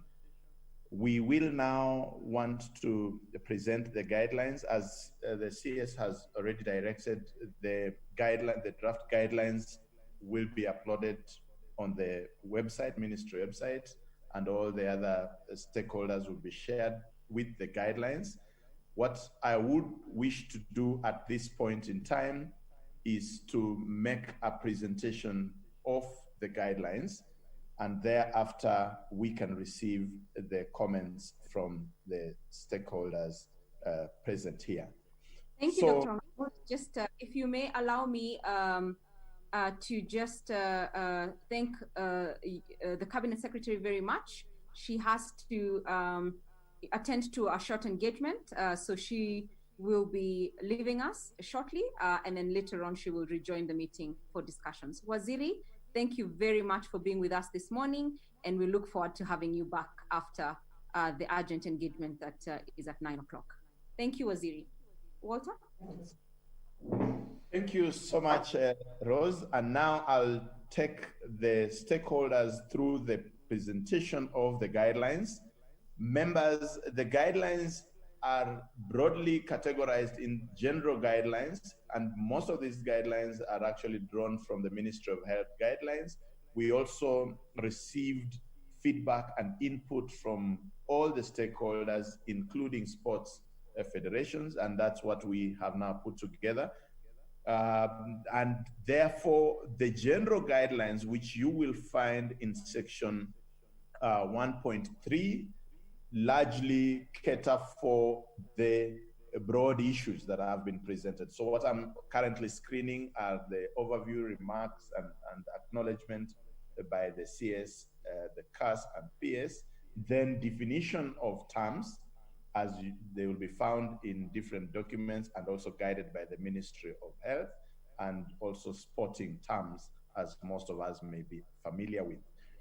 Now, the objectives have been put across. I'll not go into broader details of the objectives as they have already been spelled out in the speech by the CS. And 1.3 is very, very important because this is planned for modifying and varying engagement. And that we are saying that if these guidelines are, there are infections that occur and there's a larger proportion, then modification will happen. Also, inability to maintain COVID-19 prevention and response protocols, and also inability to track or isolate athletes and athlete support staff and personnel, and changes in public health guidelines regarding congregants, as well as change to local legislation and so forth. What we are simply saying is that these guidelines will be also informed by the Ministry of Health guidelines as we proceed. Then there are preliminary activities which we expect all stakeholders to be able to adhere to, and that is information sharing, as well as education to athletes and athlete-related stakeholders. And we also hope that all sports federations and organizations will domesticate these guidelines in line with those from their specific international sports governing bodies, as well as Ministry of Health, on condition that that domestication is not inconsistent with these guidelines, as well as the Ministry of Health guidelines. Then members will find the general guidelines. These general guidelines will largely be provided in terms of organizing events, sports organizations being able to set up committees, as well as disseminate information related to COVID-19, as well as venue operators being able to ensure the safe environment. And you'll find all the other general guidelines, including the fact that we are saying no press conferences, no handshakes and hugs, as well as exchanging of uniforms and sharing of the same. And also, most importantly, number 10, there are any suspected cases of COVID-19 to be processed in line with the guidelines provided by the Ministry of Health. Then there are guidelines for venue preparedness, and this is very, very important in terms of identification and appointment of COVID-19 sports champions and response teams, health checks, testing and screening for athletes, as well as endorsed action plans by organizers, which must align to these and other international guidelines. Then members, I will skip 1.34 for your review later on. And 1.4 is protocols for implementation and enforcement. And this is for managers of indoor facilities. And we are saying there at Roman 1 that to ensure social distancing guidelines are followed, solid partitions can be installed in certain areas, such as receptions. And we've seen this in form of glass partitioning where it is possible, and so forth. Changing rooms accessibility is restricted in order to promote social distancing, as well as access to showers in the changing room will be restricted as well. Then there are venue guidelines where venue operators will be expected to ensure that the sporting environment is safe, and we have also provided for various guidelines there that indicate or provide for safety in that environment. Like clear, number 4, there are clear designation of entry and exit points, allocation of exclusive drop-off, pickup and parking areas for athletes, support personnel, officials and staff, and also all visitors, staff, officials and athletes support personnel to wear masks, face masks throughout their time at the venue. And of course, number 7 there, which is important for contact tracing, that keeping of a temporary record of clients and visitors for at least 30 days. The rest relates to cleaning and disinfecting of handrails and gates and all other areas, equipment and storage areas and so forth. Members, all these are for venue and as well as disinfection of venues after completion of each sporting activities. As members, we may have mentioned, we are just doing high-level summaries, and we will present this at a later point. 1.42 is about swimming pools and aquatic venues. And this is critical for swimmers, that all water sports with high aerosol levels, such as swimming pools, to remain closed, as well as saunas, steam rooms, hot tubs will remain closed. Later on, we will go through the guidelines for swimming, especially in open spaces. But as at now, they will remain closed. Then pre-competition guidelines have been provided there for members and various organizations and organizers of events. During competitions, including any tournaments, matches, leagues of games, athletes, and all other sports stakeholders will follow the following. They have been listed there, including the fact that there should be designated areas where social distancing must be observed. All but active athletes and event officials will be required to wear masks, and it is recommended that athletes be allowed to take health breaks to allow personal hydration. And obviously the media centers, tribunes and staff, that the media staff will wear face masks while working, and non-essential staff will not be allowed in events.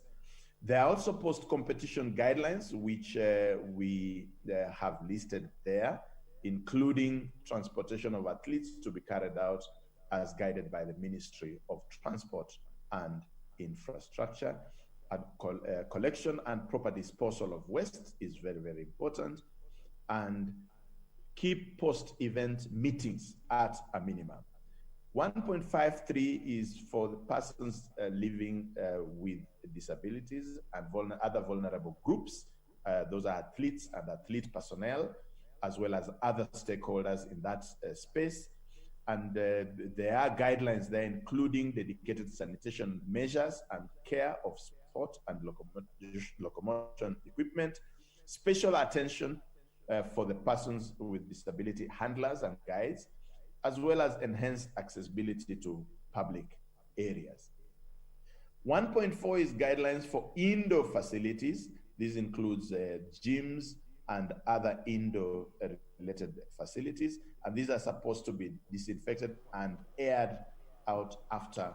All right, now that is the report that was put together by a committee that was put by the ambassador, that is CS Amina Mohammed, on the 30th of June to just come up with a way forward when it comes to the resumption of sporting activity here in the country. That is via Zoom. We had the PS there just taking the members through the protocols and what was reached at, but just looking briefly over that report. We will be returning back to that meeting to give you the conclusions of that particular meeting, but just some of the details that were being looked at is that that report was, the committee was comprised of members from different sectors, including sports and health, to just try and come together to find the guidelines and a way forward that are appropriate for the sporting, for the athletes in the country. Of course, they're going to be looking at issues regarding legislation, what needs to be changed to adopt to this a new normal, and also how we're going to be moving forward when it comes to physical activities, given sporting is mostly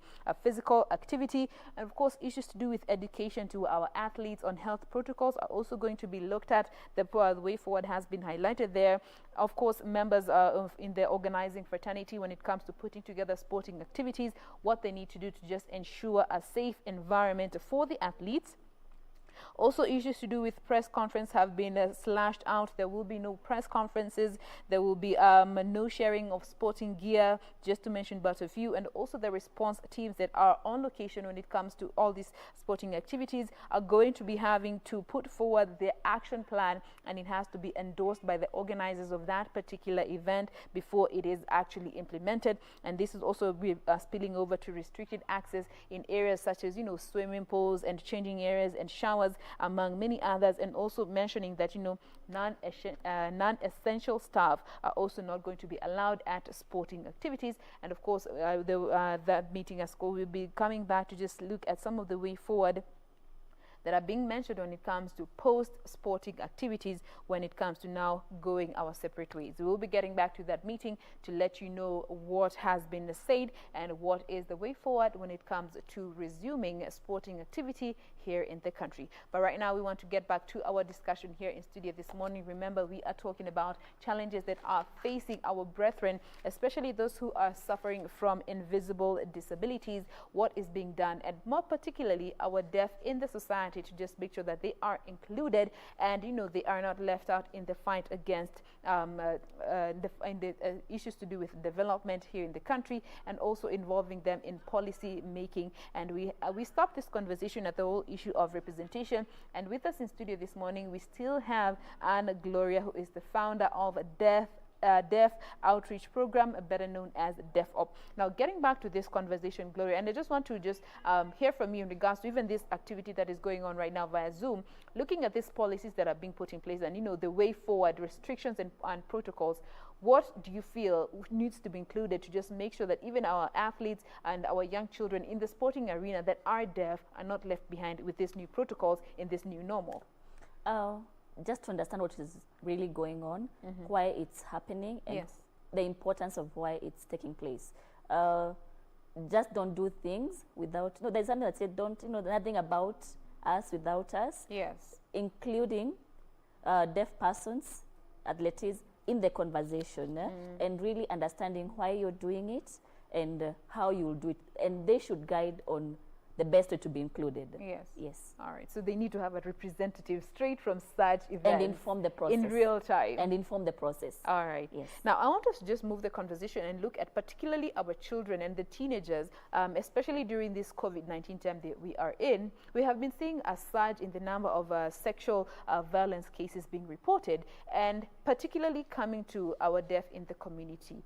When it comes to sexual and reproductive health and rights, how are we faring from what we have seen so far? The situation on ground, before we get to address the problem, how is the situation on ground? One thing that we're really passionate about as an organization is issues to do with sexual reproductive health and rights for deaf persons, mostly the deaf girls and deaf women. And this particular time, and we are seeing all this data and all this discussion in, you know, in our media platform every day. And what we're asking ourselves as an organization is, in all this discussion, talking about very high number of teenage pregnancies. Question is, how many of those teenage pregnancies are actually deaf girls? Yeah. Because they are more vulnerable to sexual abuse. The fact that I'm not able to report, I don't even know how to report. If I'm raped, I'm not able to scream, you know, or even say what has happened to me. I don't even know the process of what I should do if this thing happened to me. My parents themselves are not able to communicate.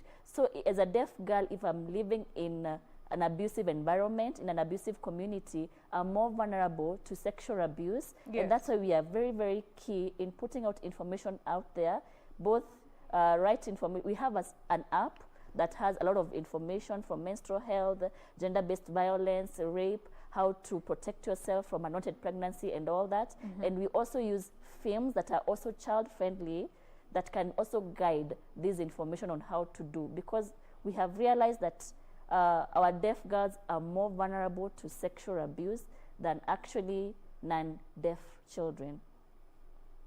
And that is the data that you have come across, you have gathered. Yes. You can even look in the deaf schools. We have a lot of children who have been raped, who have reported having been raped, who actually do have children. But we are glad again they go back to school. But question is, why should a child, you know, in primary school, why should a child in secondary school be having a child? And has this pandemic made it worse? Sorry? It has made it worse, yeah. Because right now, I'm at home. Let's just see the scenario, a practical scenario. I'm at home. In this home, I have maybe abusive relatives around me, and I'm like a prey to these people. And they know if they rape me, I'll not be able to report. We have a film called Silent Cry that you are showing and working with the deaf schools, just showing a scenario of like a child getting raped by an uncle. And she was trying to tell the mother what has happened. And the mother couldn't even comprehend, because the mother again doesn't know sign language. And it was like a true representation, because we did it out from a real story. It was like acting a real story that happened to one of our deaf child in the school. the thing is, I'm not able to report. I don't know the process of reporting. My mother doesn't know sign language. And I might even be living with these abusive people around me.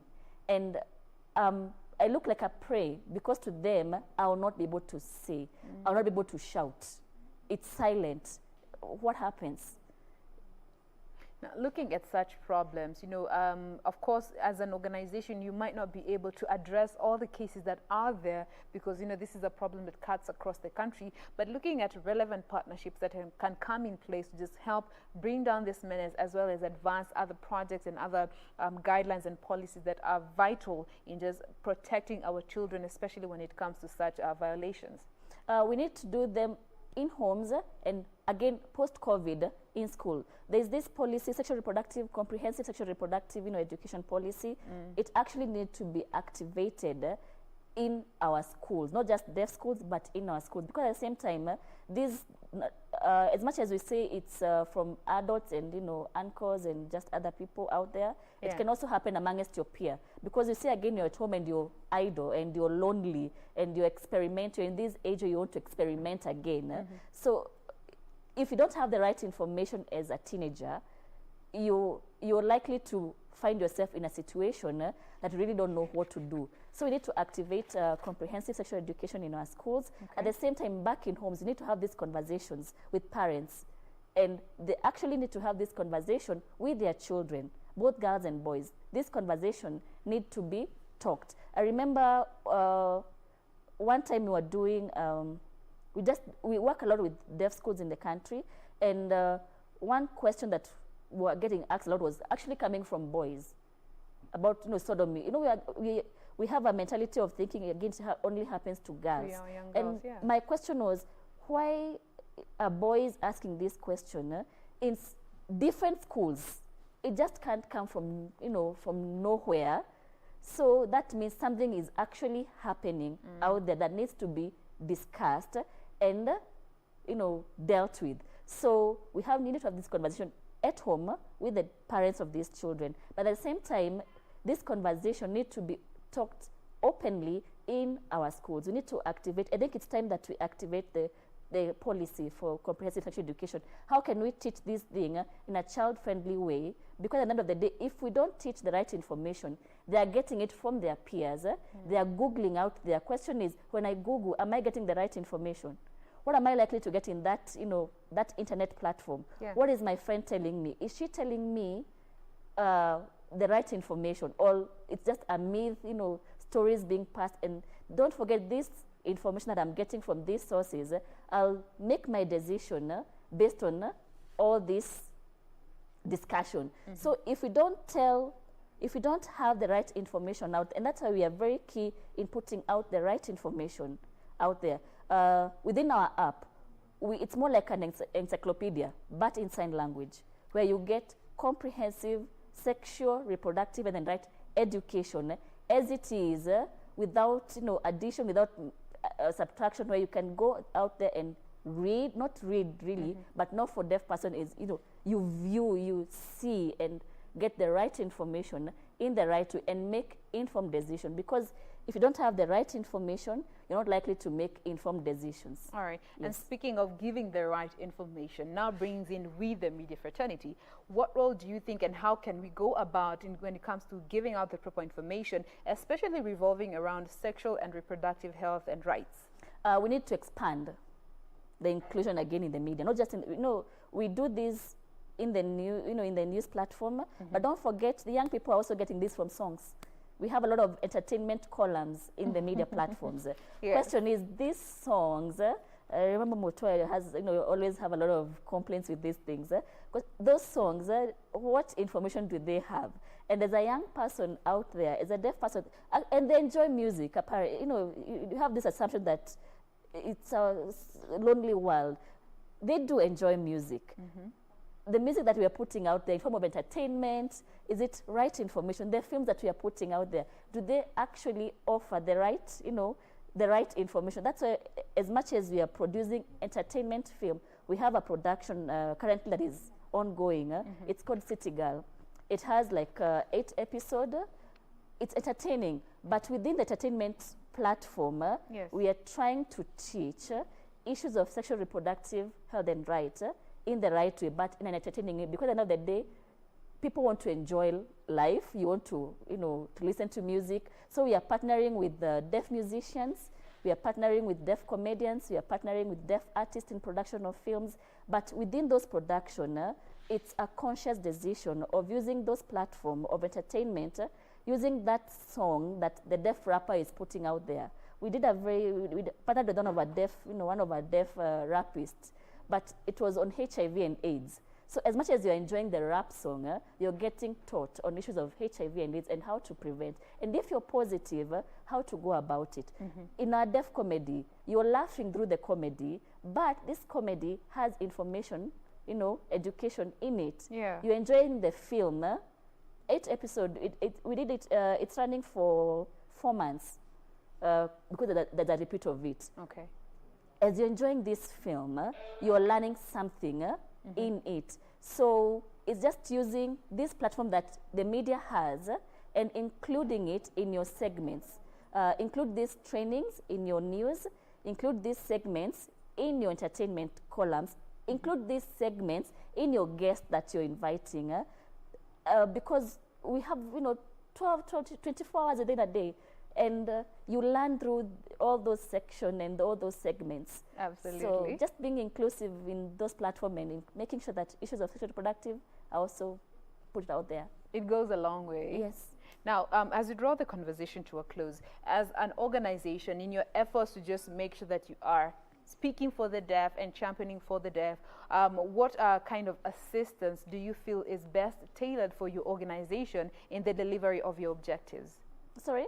What kind of assistance do you feel is best going to assist you as an organization to deliver when it comes to the objectives that you have set in place to speak for the deaf, to champion for their rights, and to make sure they are included? We need more partnership when it comes to production of these products out there. We need partnership in expanding. I just said that we have done City Girl Season 1. We need partnership to expand to Season 2 of City Girl. We need partnership to include more materials in our existing app. We have a partnership with 15 deaf learning institutions in the country. And in these schools, we have school clubs.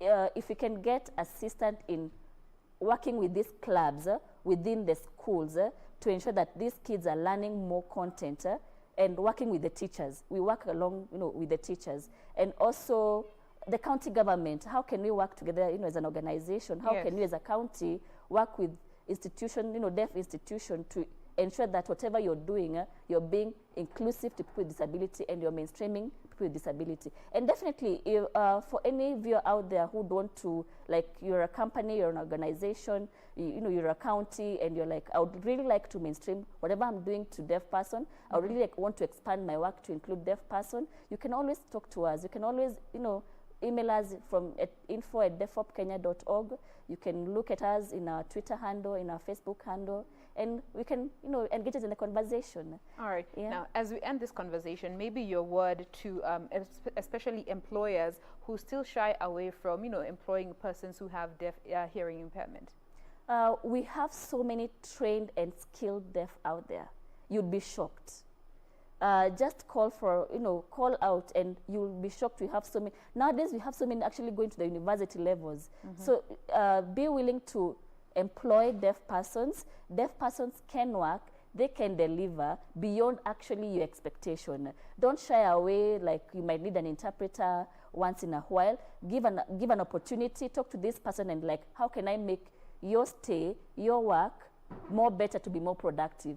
And together you're going to work it out to be more inclusive in your employment of, organization and companies or whatever. All right. Yes. And also to the parents out there, if you have a child who is deaf, don't hide them. There are organizations such as DeafOp who are out here. Just make sure that your child lives their life to the fullest without fearing, without feeling discriminated on just being a child and growing up in a healthy environment. We have been speaking with Anne Gloria, who is the founder of Deaf Outreach Program, better known as DeafOp, an NGO organization that is all about championing for for the rights of deaf and other forms of disability. Thank you so much, Gloria, for being with us. We appreciate you this morning. Thank you too. Thank you too. All right. Now remember, we had previously mentioned the ongoing meeting via Zoom where the CS had actually initiated this meeting in regards to the protocols that are going to be put in place in the resumption of sporting activities here in the country. The CS had started this meeting. Remember, this is happening live from Kencom House via Zoom once again. The PS did come on to just mention some of the protocols that have been put in place by this committee that was put together on the 30th of June by the CS, just come up with a way forward, and this included members from the sporting and health ministries, also looking at issues to do with legislation and the resumption of physical activities, as that is what sporting is all about. We now want to get back to that meeting to just hear what more is being discussed in regards to these protocols that are being put in place, looking at issues to do with the response teams that ought to be endorsed. Non-essential staff are not going to be included or rather allowed at these sporting arenas. Organizing events, organizers for these events have to ensure that the environment is safe, and also all athletes all need to be educated on the protocols when it comes to keeping themselves safe during this COVID time. So we want to get back to that meeting to just hear what more is being discussed. Protocol for shared venues where teams come in and go out, and different disciplines are allowed to use the same venue over the same period of time. Thank you very much. Thank you very much. Thank you very much. Could I just request those who are making interventions to enable video, please? I will enable both audio and video so that we are able to see the person making interventions. I think we can take questions in batches of 5 and then allow for responses and then continue to the next 5. So now I will invite Dr. Waweru Kamaku to make the intervention. Dr. Waweru.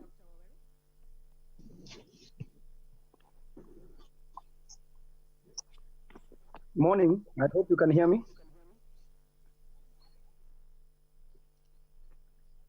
Just confirm you can hear me, please. Yes, we can hear you. Thank you. My name is Dr. Waweru Kamaku. I'm a FIFA international referee, CAF elite, and also the director of sports in Jomo Kenyatta University. Mine will not be more of a question, but first appreciation for the committee, the cabinet secretary, CS, and all protocol observed. Just want to appreciate for the work you have done. As a sports person, I must say we have missed the game. We have missed the pressure in the game. It's part of our life.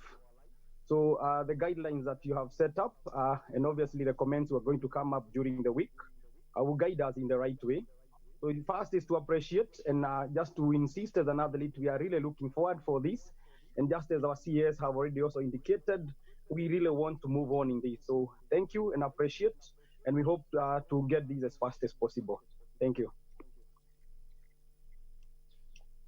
Thank you very, very much, Daktari. You can also type your questions in the chat chat box, and we will also get to them. Allow me now to invite Coach Badi to make an intervention. Coach Badi, karibu. Yeah, thank you very much. My name is Coach Badi, and I'm the current head coach at League Ndogo Academy. Also, I'd like to say thank you so very much for this one. I believe all the sports fraternity all over the country are going to be happy. Now, mine goes because since I'm a youth development coach, I was just asking in regards to the children, what protocols have been set aside for the resumption, because we train children from the age of actually 4 years all the way to 15. So is this one going to be put into consideration, or it just be put on hold? We just start with the senior teams as well. Thank you. Thank you very much, Coach. Thank you for that question. Let's take 2 more questions and then we can move on to responses. Could I ask Shali Minor? Shali, please ask your question. And as soon as you've asked your question, kindly lower your hand. Thank you very much.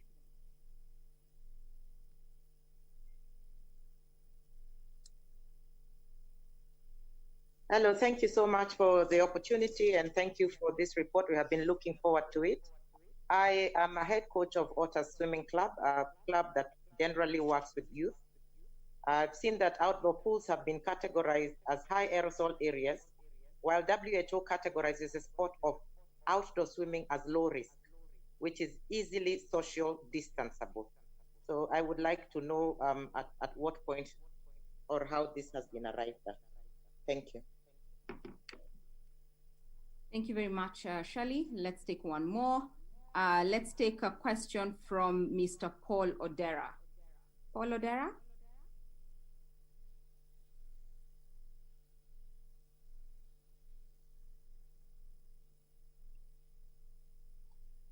Good morning. Thank you. Ghana PS, Ministry of Sport and Chief Administrative Secretary and other senior Ministry of Sports officials, good morning to you all. Thank you very much for this detailed document. It's really appreciated. My question was similar to what Coach Buddy was asking. I work with adults and I work with children, and I also work in facilities that children are coached in, but those facilities are in schools. And we have athletics coming up. We have our cricket season coming up for children from 6 all the way up to 18. So now, do we follow these guidelines of the Ministry of Sport, as those are sporting those are sporting activities? However, they're sporting activities that are being coached in schools. Or do we have to wait for the Ministry of Education to take these guidelines from the Ministry of Sports and then apply them in the Ministry of Education? So if you could give us some of those guidelines, then it would actually help in some of us who work with both adults and young people. Thank you very much indeed. Thank you very much for. Now that is the ongoing Zoom meeting in regards to the guidelines that are being put together by the Ministry of Sports, Culture and Heritage when it comes to the resumption of sporting activities here in the country. We want to take a quick break, but we'll be right back with that meeting, so do stay with us to keep in the loop on what is happening in regards to that meeting. See you after this break.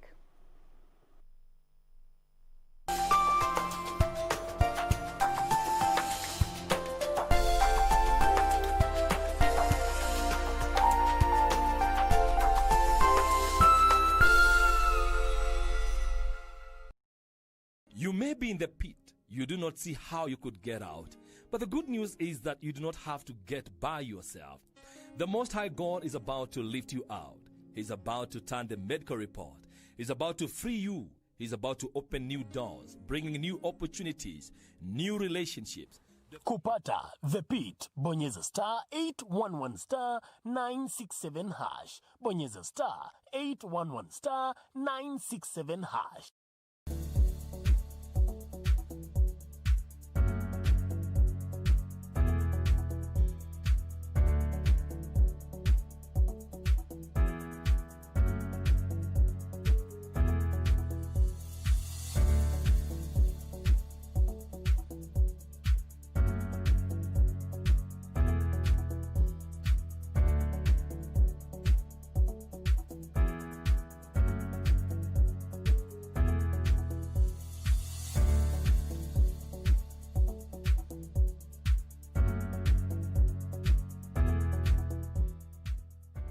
Tonight on KBC Channel 1.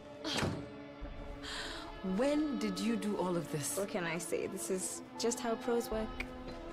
You were like a bull seeing red. Are you ready to face a man who has treated you with nothing but respect? A star who knows what he's doing. Our plans are progressing well. By the way, are you sure this is the road you want to take?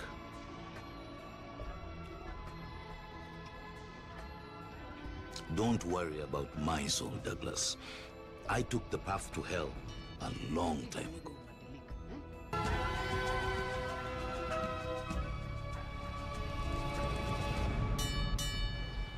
Tonight on KBC Channel 1. Now do you understand why the baby has to be his?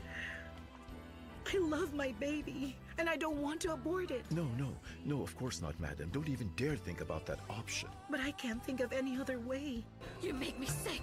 You swore that you weren't gambling anymore. And now on top of that, I found you kissing that woman. Shut up. Let's go outside right now. I am not going anywhere with you. It's over, Julio. Everyone will know what kind of garbage you are. El paraíso conocimos.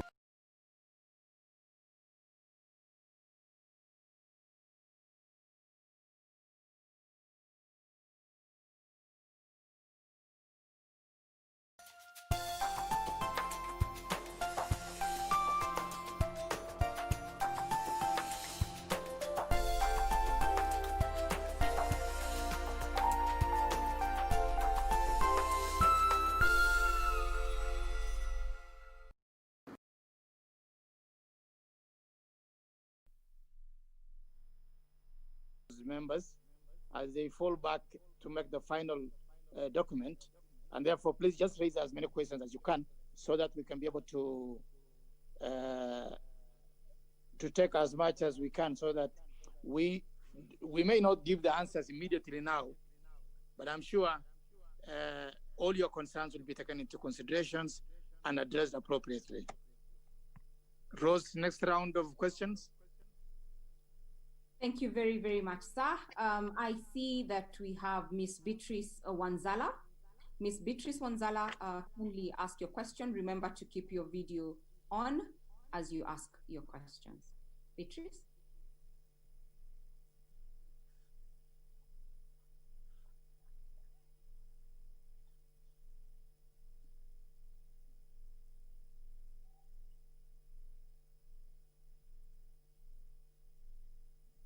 Miss Wanzala. Yes, morning. Morning, Hello? morning. Ms. Wanzala, Good please morning. continue.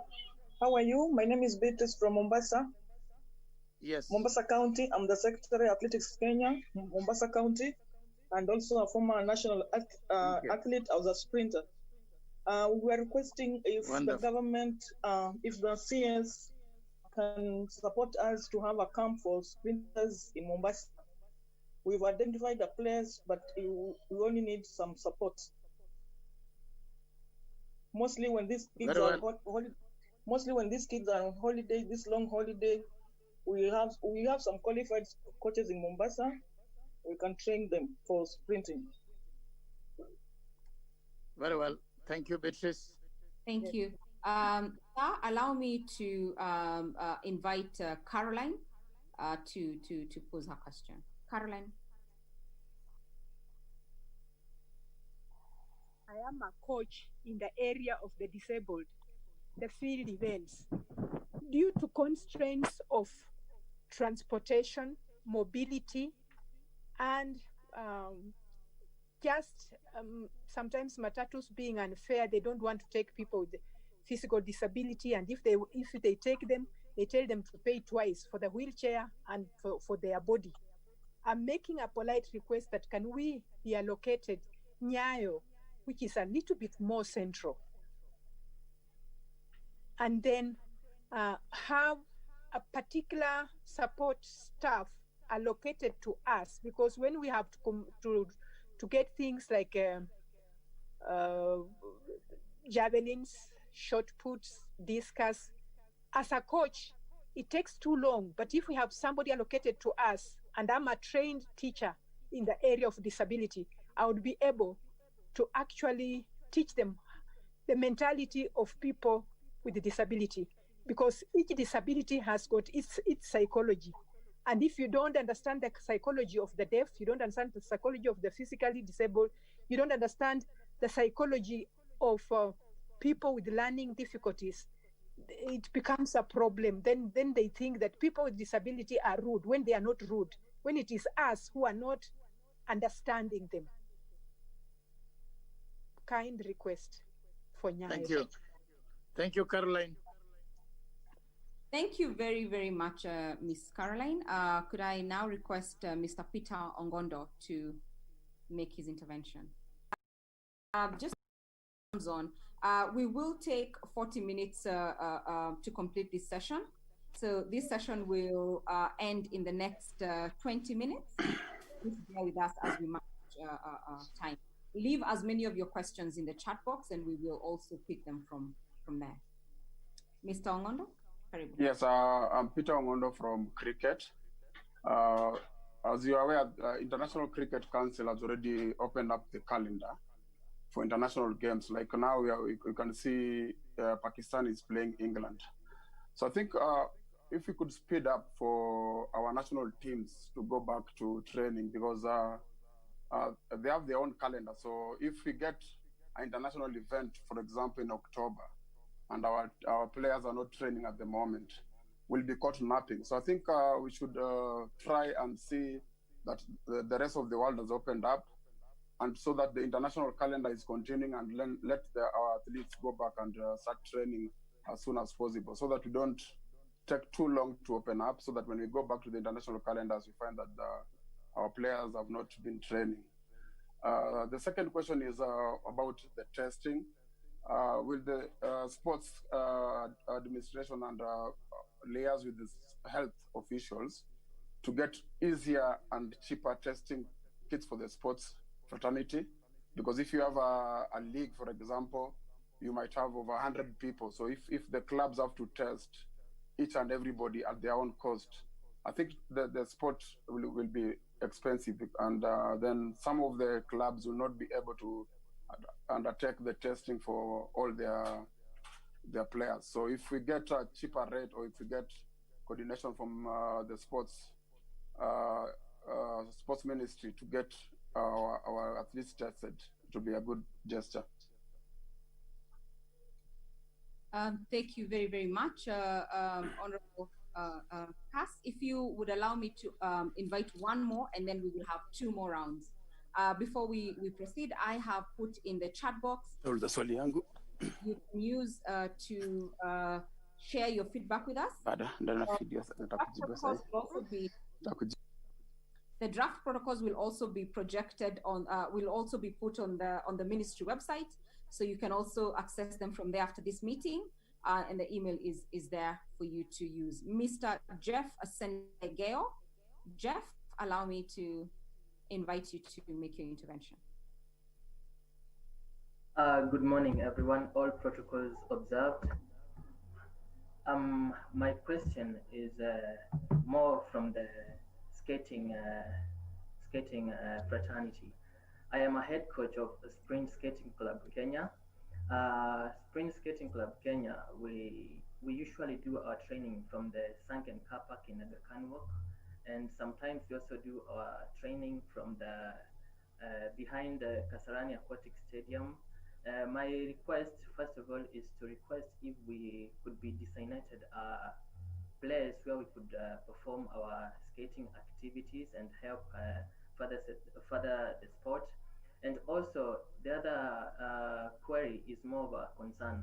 When we do our training at the skate park, we usually get quite a lot of crowds.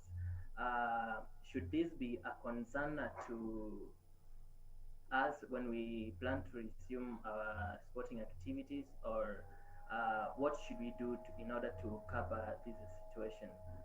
Just that, and then about the designated place of training behind Kasarani Aquatic Stadium. Thank you. Thank you very much, Jeff.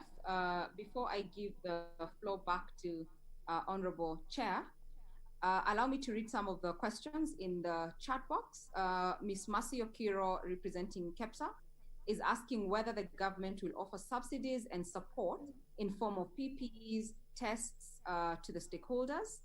Siombua, Ms. Siombua Kifwe is asking whether the protocols, she would like to know the protocols for those who are training on in government school grounds, and whether they need to consult with the Ministry of Education, considering those are closed. I will continue to read this as they come in. Honorable Cass, allow me to hand the meeting back to you. Thank you so much, Rose. Thank you, participants. We have quite a number of questions. One from, of course, Beatrice Wanzala is asking for support from the ministry, and I'm sure the peers and myself would look at that request and see it. Caroline, the coach for the disabled, Peter Ngondo of cricket, and Jeff as Degeo of skating have thrown some questions. Commissioner, are you there?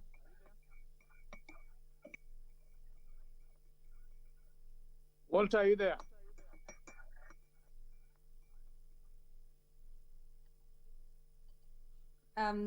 Let me just make sure that they are not on mute. Walter? Rose, Cass, allow me to just respond on the one issue of testing, which I know that very many stakeholders have asked about. And I think as it stands now, we have reflected on this matter and we have consulted also the Ministry of Health, and they are yet to firm up their position on this, but the initial observation was that there could be some level of exemption on non-contact sports in terms of mandatory testing, but that will be confirmed in due course. Of course, the rest as it stands now, we will have to consider the proposal that has come on board, and then the ministry will provide direction. But obviously the standard procedure will follow. The suggestion that came on board, CAS, was that perhaps some negotiation between the ministry and the Ministry of Health comes in form of subsidies, and I think that can be considered at a later point. Then there was also the proposal of national teams, and I think CAS, as we retreat, this is also something that can be reflected on. Commissioner should be able to then deal with the rest of the questions. Commissioner? Thank you, Dr. Thank you very much, Dr. And I wish to begin with the last one on the aspect of training in the government school grounds. I believe even when the teams were training, even initially, they used to have arrangements with the owners of the facility, and I'm sure they should be able to approach the owners of the facility so that they can be able to come up with an agreement or a program on how they can utilize the facility. Also, they should be in line with the requirements of the protocols, whereby they should talk of the social distancing and other requirements. Concerning one for Jeff, I was not able to get properly what you said, but going by what I understand, Carnival is a private facility. I believe equally you need to negotiate with them, that you have always been negotiating with them, and I'm sure that will be the way forward, unless I have not gotten the question well. But concerning the facilities in the two areas, the private and the government area, I believe you have an MOU between yourselves and the owners of the facilities. Thank you. Very well. Very well. Is that all for the questions? No, sir. We still have some. Caroline's concern has not been attended to. The issue of the disabled and the mobility issue, the suggestion of Nyayo Stadium being the most central stadium in the city for people with disabilities. I think these are suggestions that we'll have to look at as we go on. Go on, Rose. Thank you very much, sir. Indeed, we are getting very, very informed feedback, and that's why this stakeholder engagement is so critical. I have shared the protocols that we are discussing in the chat box, but please note that those are draft guidelines that we are subjecting to public participation as guided by the Constitution and as is the practice in fair public governance. So please don't apply them yet. We have 7 days to collect feedback, and then in the next 10 days, we should be able to issue you with, QC'd or quality assured protocols between ourselves and the Ministry of Health. Allow me to now invite KY Sports. KY Sports, that's the username that I can see on the screen. Your hand has been up for quite a while. So KY Sports, I am also doing this in terms of fast in, fast out. Thank you very much. KY Sports, please proceed to ask your question. We have about 10 minutes and then we have to move on to the next session. Good morning. My name is Richard. I am the sports manager at Wadi Degla Clubs Africa. I wanted to touch on Mr. Paul Odera's point. Our facility, we host a multi-sporting facility that caters for all different sports. I wanted to know in regards to kids, because our target market is between the ages of 4 to 18. We are a private club. What are the protocols that needs to be put in place for this age group? Because currently we have schools that are closed, we have sports clubs that are closed. So what are the methods that we need to put in place, or do we follow the methods that have been put in the final guidelines to resume the activities for kids within that age group? Thank you. Thank you very much, sir, for that question. Allow me to now invite.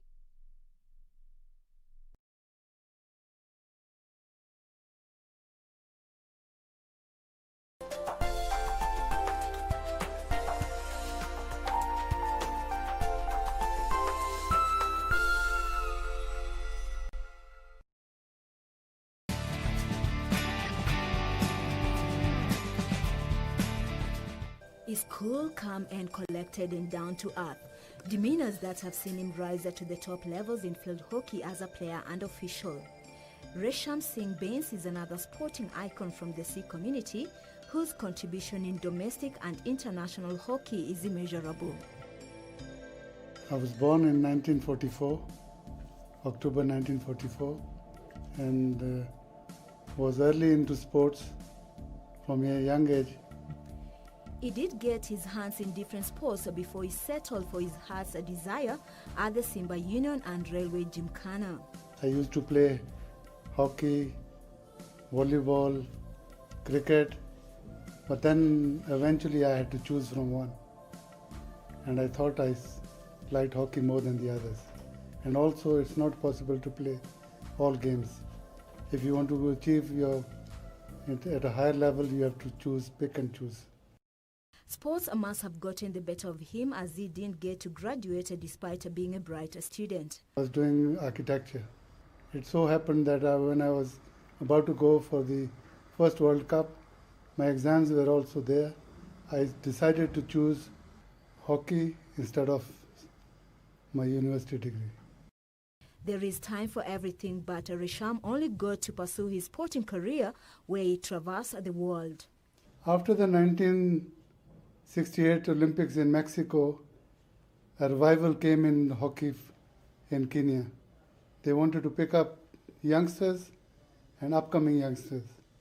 So I came into the national team after the Mexico Olympics in 1969.